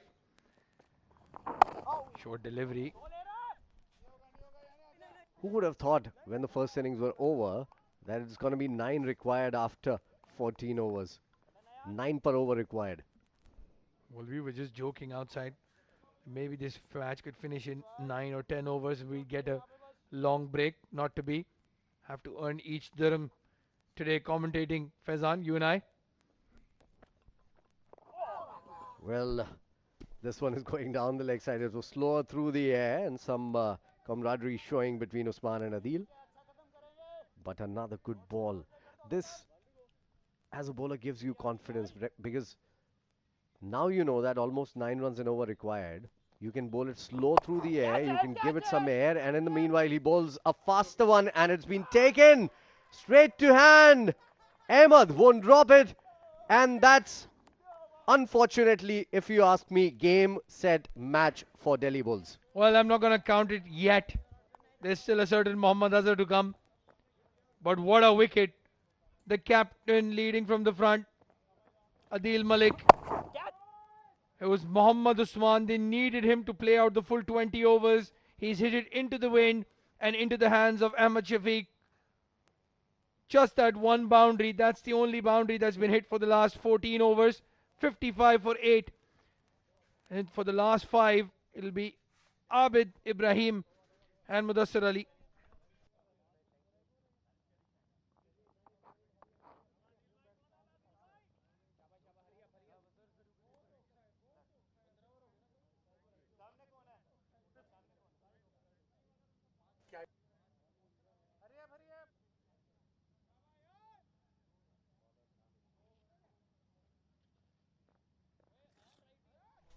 Well, thank you so much, Abdur Rahman. Thank you so much, Faizan Khan.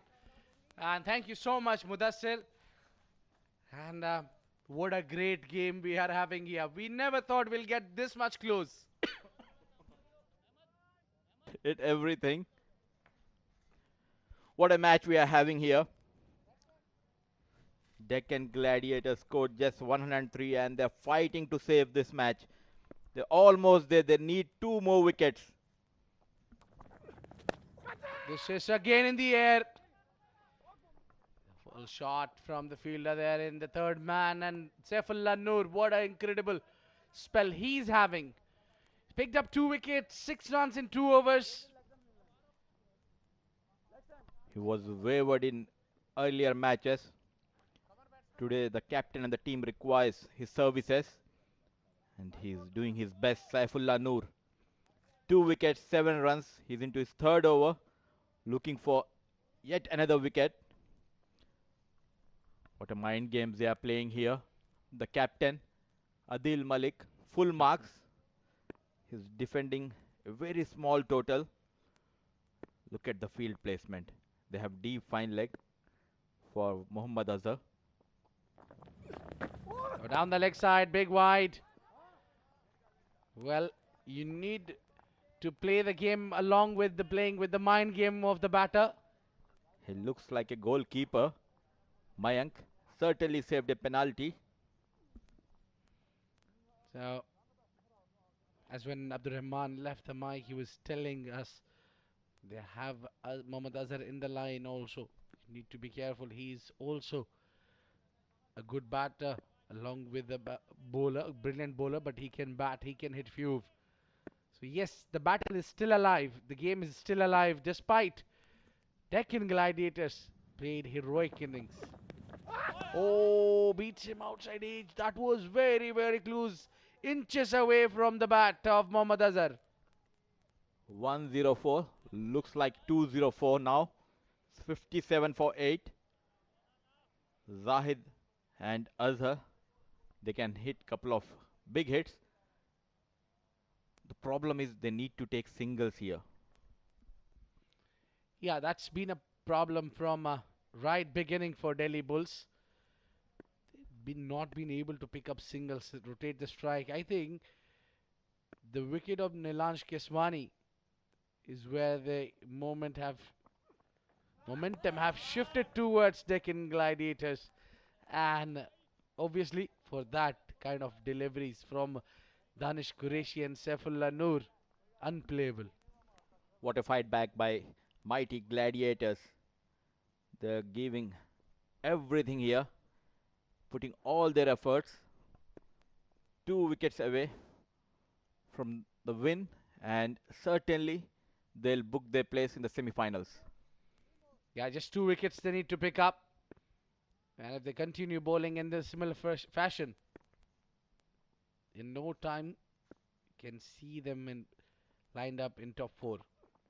Shuffles a bit, plays it towards the onside. I think this is the smart move from Mohammad Azhar. And along with them, Zahid Ali. They both should do this. Shuffle a bit there, because the seamers are taking ball away from the right-handers. Good to see that bowlers are dominating in this tournament. AVR Pay News presents Ajman T20 Cup powered by SkyExchange.net. We have seen a couple of very talented left-arm spinners. Mohammad Azhar, Ayan Afzal Khan, Nilansh, Harry Bharwal, Mujahid Amin.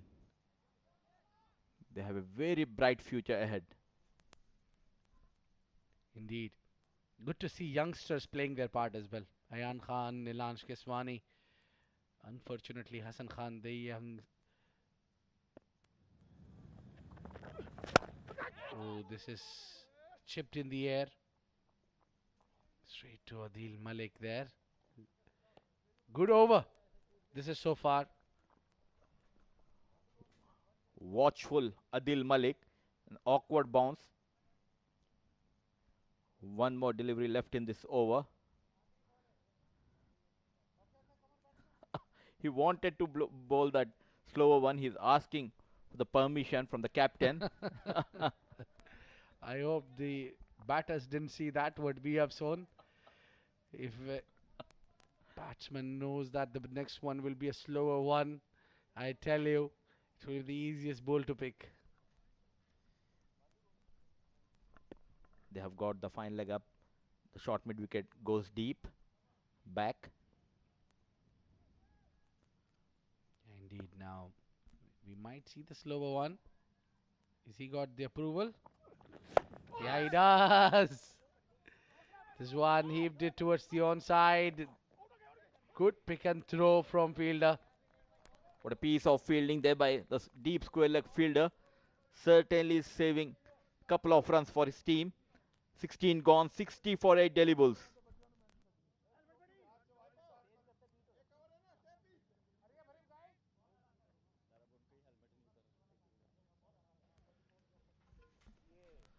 Look at that bowling scorecard of Deccan Gladiators. Ahmad Shafiq, the left-arm spinner, 4 overs, 13 runs, 2 wickets to his name. Ayan Khan, 3 overs, 14 runs, 2 wickets. Danish Qureshi, 4 overs, 14 runs.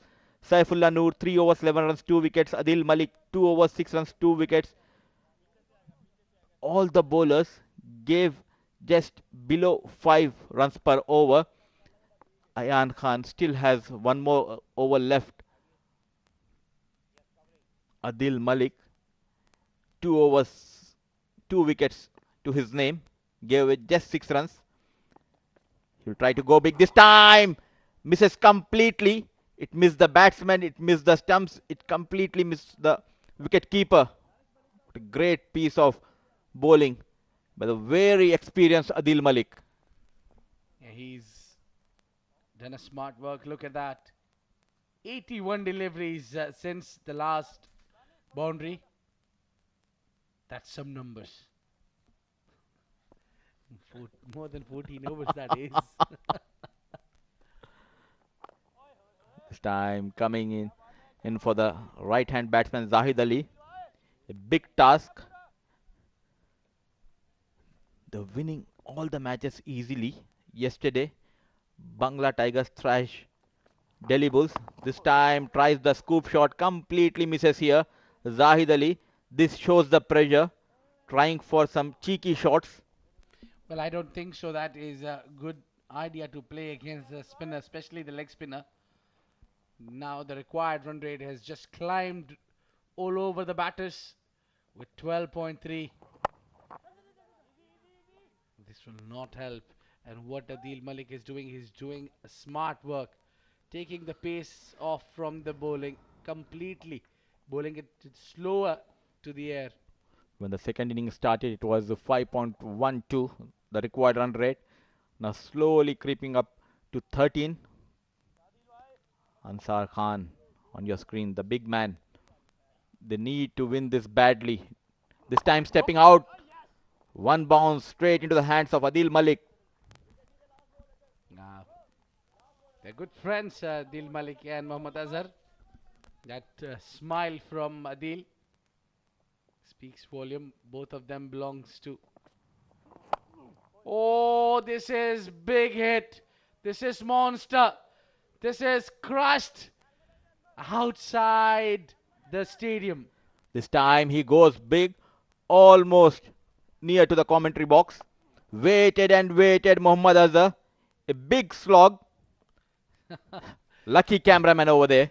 You're very lucky there, cameraman. Just not to get hit. That ball was aimed it to the camera. Azhar, this is what I was talking about. He's got the talent. He's got what it takes to hit the ball in the last overs. Look at that. The real time, this is just directed well. Oh. And you have to give credit to the cameraman not leaving camera and running away. I would have jumped out from that. Great piece of work by our camera team. 68 for 8. He's into his last over. 3 overs left. One with Saifullah Noor. Ayan Afzal Khan has one.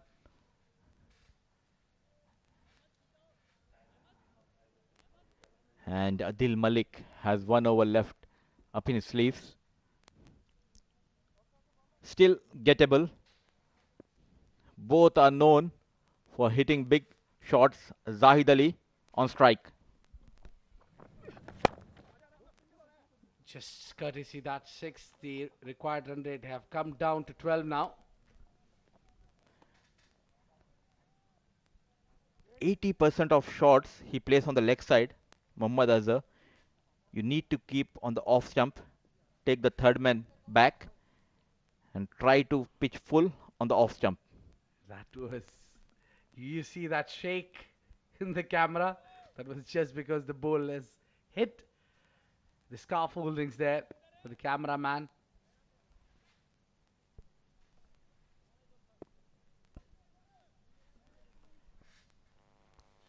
I request the production team if they can show our cameraman who is busy all the day. Yeah, I want to see him. Is he still breathing? There you go, Tahir. Excellent cameraman he is. Good to know. He's still there. This has been up in the air. Skyer.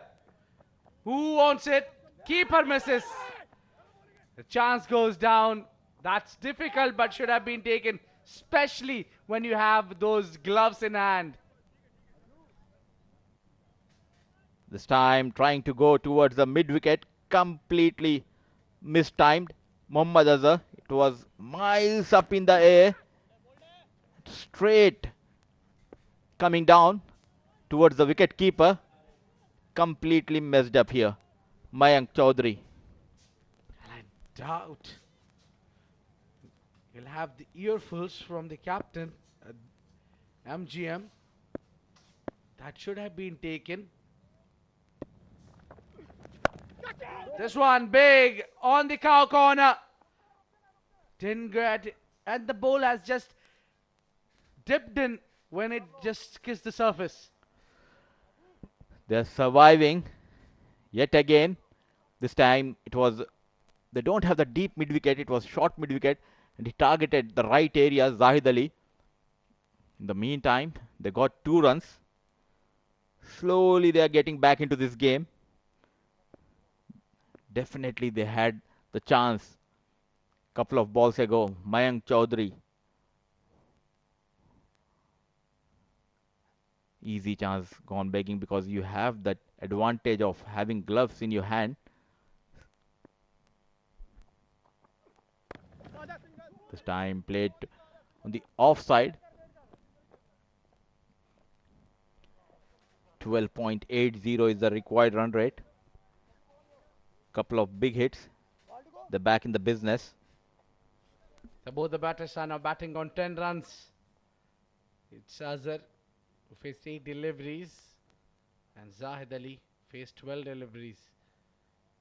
There's immediate change in the field. Because right hand and left hand combination is working in the middle at the moment.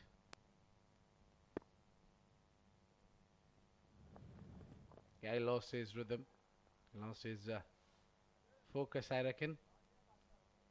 Saifullah Noor has been exceptional. Created the opportunity, moreover. It was a chance which Mayank Chaudhary put down. You need to have the support from your fielders. What a spell this lad is bowling tonight. Saifullah Noor. Oh, lucky once again tried to go over towards the mid wicket. He tries to hoik it, but it's not easy. I mean, the surface has its role, and the bowler bowled quick enough to beat Mohammad Azhar. For the past 18 overs, 17.5 overs, mighty Gladiators are in the game. Last 13 balls, 31 runs required. Azhar trying to go big. Oh, Azhar choose to advance down the track. Wanted to go on the onside big. Missing it in both the occasions. Now this is interesting. Last 2 overs, 31 needed. Can they chase it down? The options are Adil Malik or Ayan Afzal Khan. Well, both are very difficult to pick. But then you have the spinners to bowl the death overs. Slightly might favor the batters. Abid, if you were in the place of the bowler, as an off-break bowler, will you try to bowl fuller or will you go for somewhat bit slower? But this is, it depends on the situation of the game. But right now, with the situation we are in at, I would never try to bowl slower. I would use my shoulders more because it's the time when you can't give enough time to the batter. But Adil Malik, he's an experience. What should have been done, he will be doing it. The wild swing by Zahid Ali, completely beaten. He starts with a dot, Adil Malik. This one hit up and over. It's a man in the deep. Long off. Long off, long on. And a mid wicket. Now that the fine leg is also going behind the line and there is deep square. Can you send a message out to our cameraman to be ready because it's Mohammad Azhar on strike and it favors the mid wicket area. Yeah, if he gets a catch there, look at that smile. He's talking.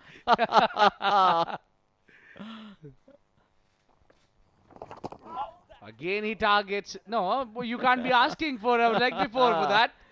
Adil Malik knows that. He's laughing at it. It's just the mind game with the batter. It's becoming tough for Bulls, raging Bulls.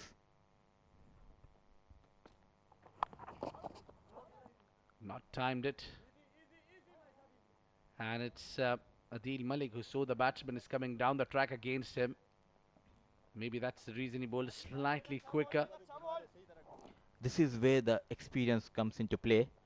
At least he need to leave 22 to 23 runs to defend in the last over. Interesting to see whether it will be Ayan or he can give a chance to Ansar Khan.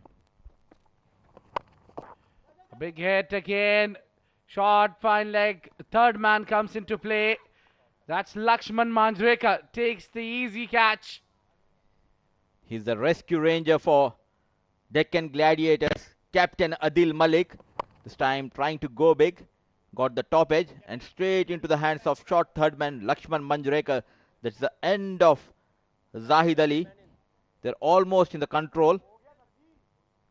At one stage, after the first inning, we were talking that it would be an easy chase. What a fight back by the bowlers. Well, we thought we will get this game over by the 12 overs, but it is the other way around. Now, Delhi Bulls are struggling. One last wicket, 7 deliveries, 19 needed. Forget about 12 overs. I think they would need yet another 2-3 more overs. At least. Pardon me, 29 runs needed in 7 deliveries. And this is a big credit to the Deccan Gladiators, the way they pulled things back. That is Adil Malik on your screen. He's happy for a reason. Definitely a man of the match contender. What an over, what an crucial over he bowled in this match, giving away just 3 runs. 6 balls, 29 runs required. Well, Mudassir, I think now you're coming back to your question that you were asked me earlier, would I be sticking with Ansar Khan or I'll give it to Ayan Khan? But for that matter, 29 needed from 6 deliveries. You can try anyone. I'm sitting in the com box. I think they are going for Ansar Khan because Mayank, the wicket keeper, standing way back. Good to see. Good contribution from young Ayan Afzal Khan with the bat as well as with the ball. There we can see the background. The smart boy, Abdur Rahman Tariq Butt. Yeah, with a new haircut. He looks smart. But very busy. Always busy. He's definitely... Oh, this one is tongued. Where are you, cameraman? Definitely somewhere there, finding the ball. Massive hit. So the contest is still alive. First delivery of the last over is gone for the big... Mohammad Azhar hits the big man out of the stadium. What a start to the over. Oh, it went into the other ground. 80 meters 6. Yeah, easily. Easily. That was full.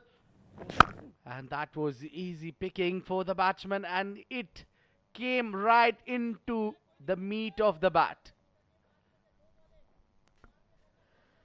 It just takes one good hit to put the bowler under pressure. And one good ball. They're back. Still they are in the game. Yeah, Mudassir, I'm just surprised to see such a huge batting lineup. Tell you what, Sultan Ahmed is not a tailender. Oh, missed it there, and Ansar Khan is having to stare at the batter. This is where you need to bowl to Mohammad Azhar. He tries to play every ball toward the leg side. They need 6 on each delivery. Delhi Bulls. Shuffles up in the air. Who wants it? Dropped Waqas Ali again. That should have been taken. By now the game would have ended. What a comeback by The mighty Gladiators, Deccan Gladiators, defending a very small total of 104. They're winning convincingly here. There was a bit of partnership between Ayan Afzal Khan, I beg your pardon, between Nilansh and Mohammad Usman. Once Nilansh was gone, then the wicket started to tumble down.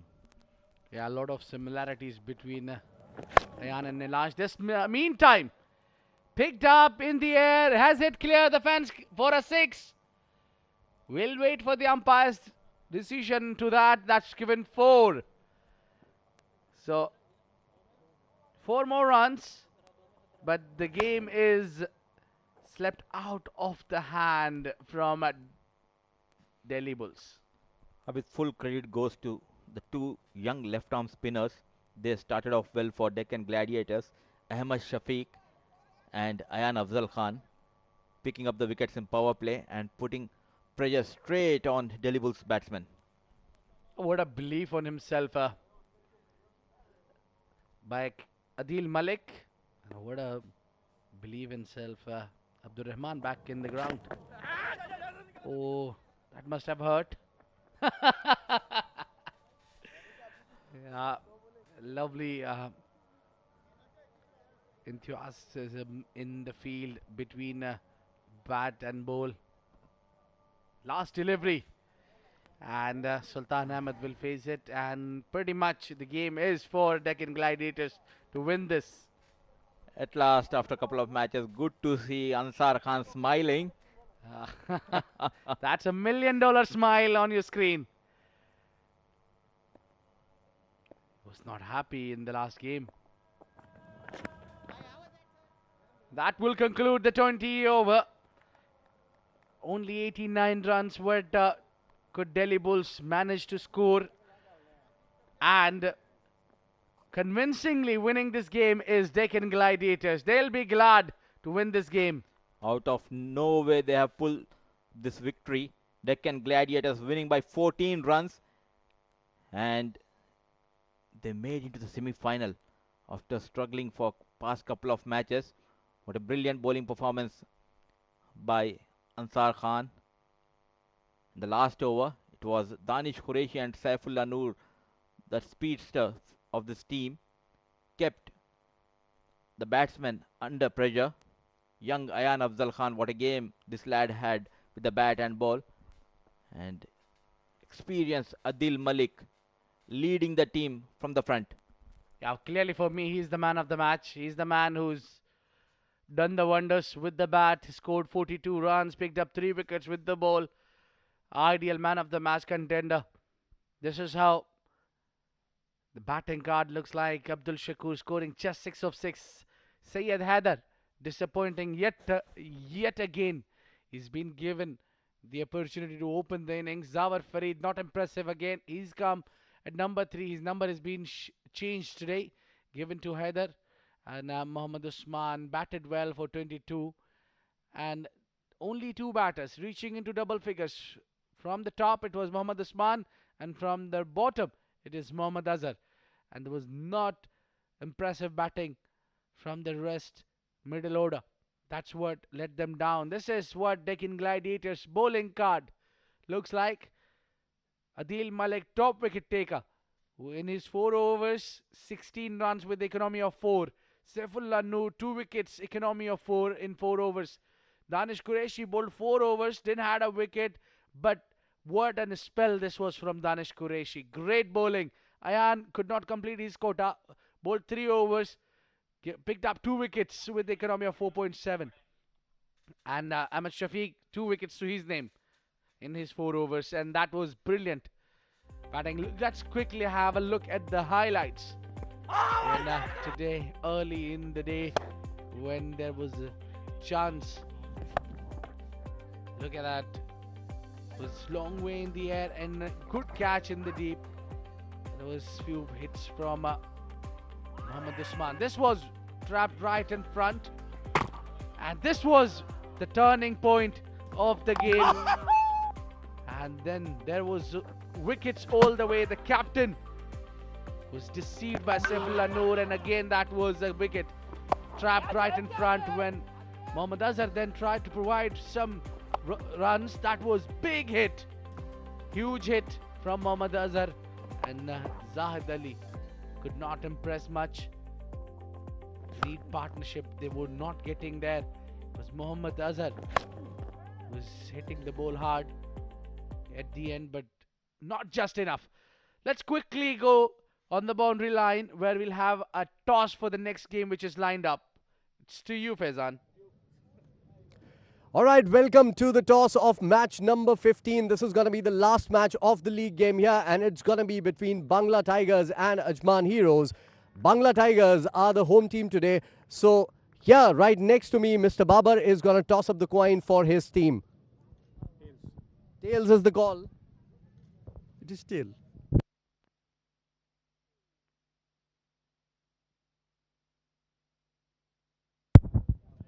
Unfortunately, we lost the mic there for a bit, but tails it is. And of course, Nawab is winning the toss. And what have you decided? We'll bat first.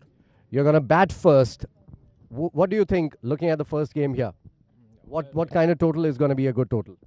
I think apart from the first game, it was a very low score, but we'll not try to get that much. We'll be about 150, 160. We'll try to aim for that, and that should be competitive enough. And also, you need to win with a big margin now that Gladiators have won the game. Yes. We are looking for a big score, and then we'll try to get them all out or soon as possible. Yes. All right. Good luck for the game. Thank you. Well, Babar, they think 150, 160 is what they're going to score. They have to win it with a big margin. What are your thoughts about the game after winning the game last night comprehensively? First of all, I would like to let you know, like, we have few changes here. So we wanted to bat also because we want to check our newcomers in the team. So as he said, 150, it's a good total because what I've seen on the wicket, we'll try to keep them, like around 120, 130 due to our batting strength. So 120, 130 is what you think you're comfortable chasing with, right? Like, see, it was day game, and now it's bit of due there. So, anything above 150 is, about par because of the condition on the wicket. Absolutely. All the best for the game today. Thank you. Well, that is from the toss, and the news from the middle is that Ajman Heroes have won the toss and they have decided to bat first.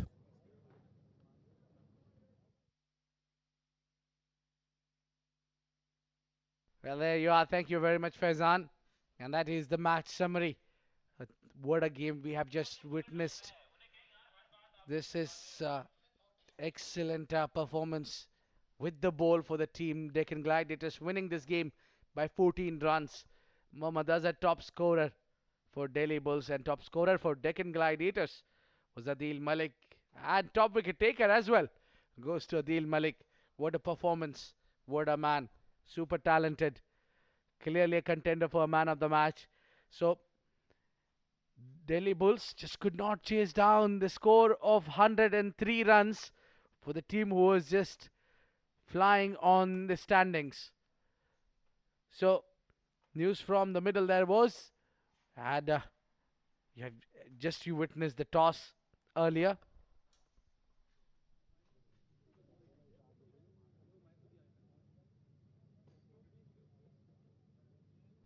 So just quickly have a post-match presentation party with, again, Faizan Khan right in the boundary line. Welcome to the presentation, the post-match presentation for the 14th game in the Ajman T20 Cup. And as expected, it was a handsome victory eventually for the Gladiators, who are now on the verge of getting into the semi-finals. This is the man of the match presentation. To my left is Mr. Saifullah. He's the director, Ajman Cricket Council. And to his left is Miss Rukhsaan from Emirates. And they're going to be presenting the man of the match award for, of course, a brilliant knock of 42 on a very slow surface. And, of course, picking up wickets as well. Mr. Adil Malik of Deccan Gladiators is going to be our man of the match today. The check of 500 dirhams, Miss Rukhsaan is going to give him that. And the trophy will be provided by Mr. Saifullah Khan. There we go. Absolutely brilliant performance from Adil. Adil, I'd like to have a few words with you. You know, you were missing in the action on the toss today, but certainly not missing in the action on the ground. This was expected from your, experience that you have, that we were talking in the comm box and we were thinking that it's a big game for Adil Malik and you came good on a big day. Yeah, we were struggling in our first few games. The team combination was not doing very well, but at the end we clicked on and boys did really well. They supported us, especially at the holding time, and that's what we want. And this was the lowest total defended here in this tournament today. So thoughts on that? Yeah, because the pitch was a bit turning, and that was our plan to just try to use spinners from this end and try to use the fast bowler from the other end. So that was our plan. 42 of 32 and then, bowling and in the very first over getting a wicket as well. You were in total control of the game today. Yeah, because as a senior pro, you have to take a responsibility because they have a young team, so they are less experienced. So I have to share my experience with them as well. So I have to take more responsibility. All right. Thoughts on the next game, Ajman Heroes? If they win it with a big margin, it's a little here and there then. Let's see then. Hope for the best. Well, it's great that I enjoyed your innings and your bowling performance as well. Congratulations on that. Hope to see you in the semi-finals. Thank you. Thank you so much, Adil. Well, that is Adil Malik today, the man of the match for the game, the big game for Deccan Gladiators. We are in for a double whammy today. So the next game is going to be played between Bangla Tigers and, of course, Ajman Heroes. It is a must-win game for Ajman Heroes. We'll see what happens in that game. We'll be back in a short bit.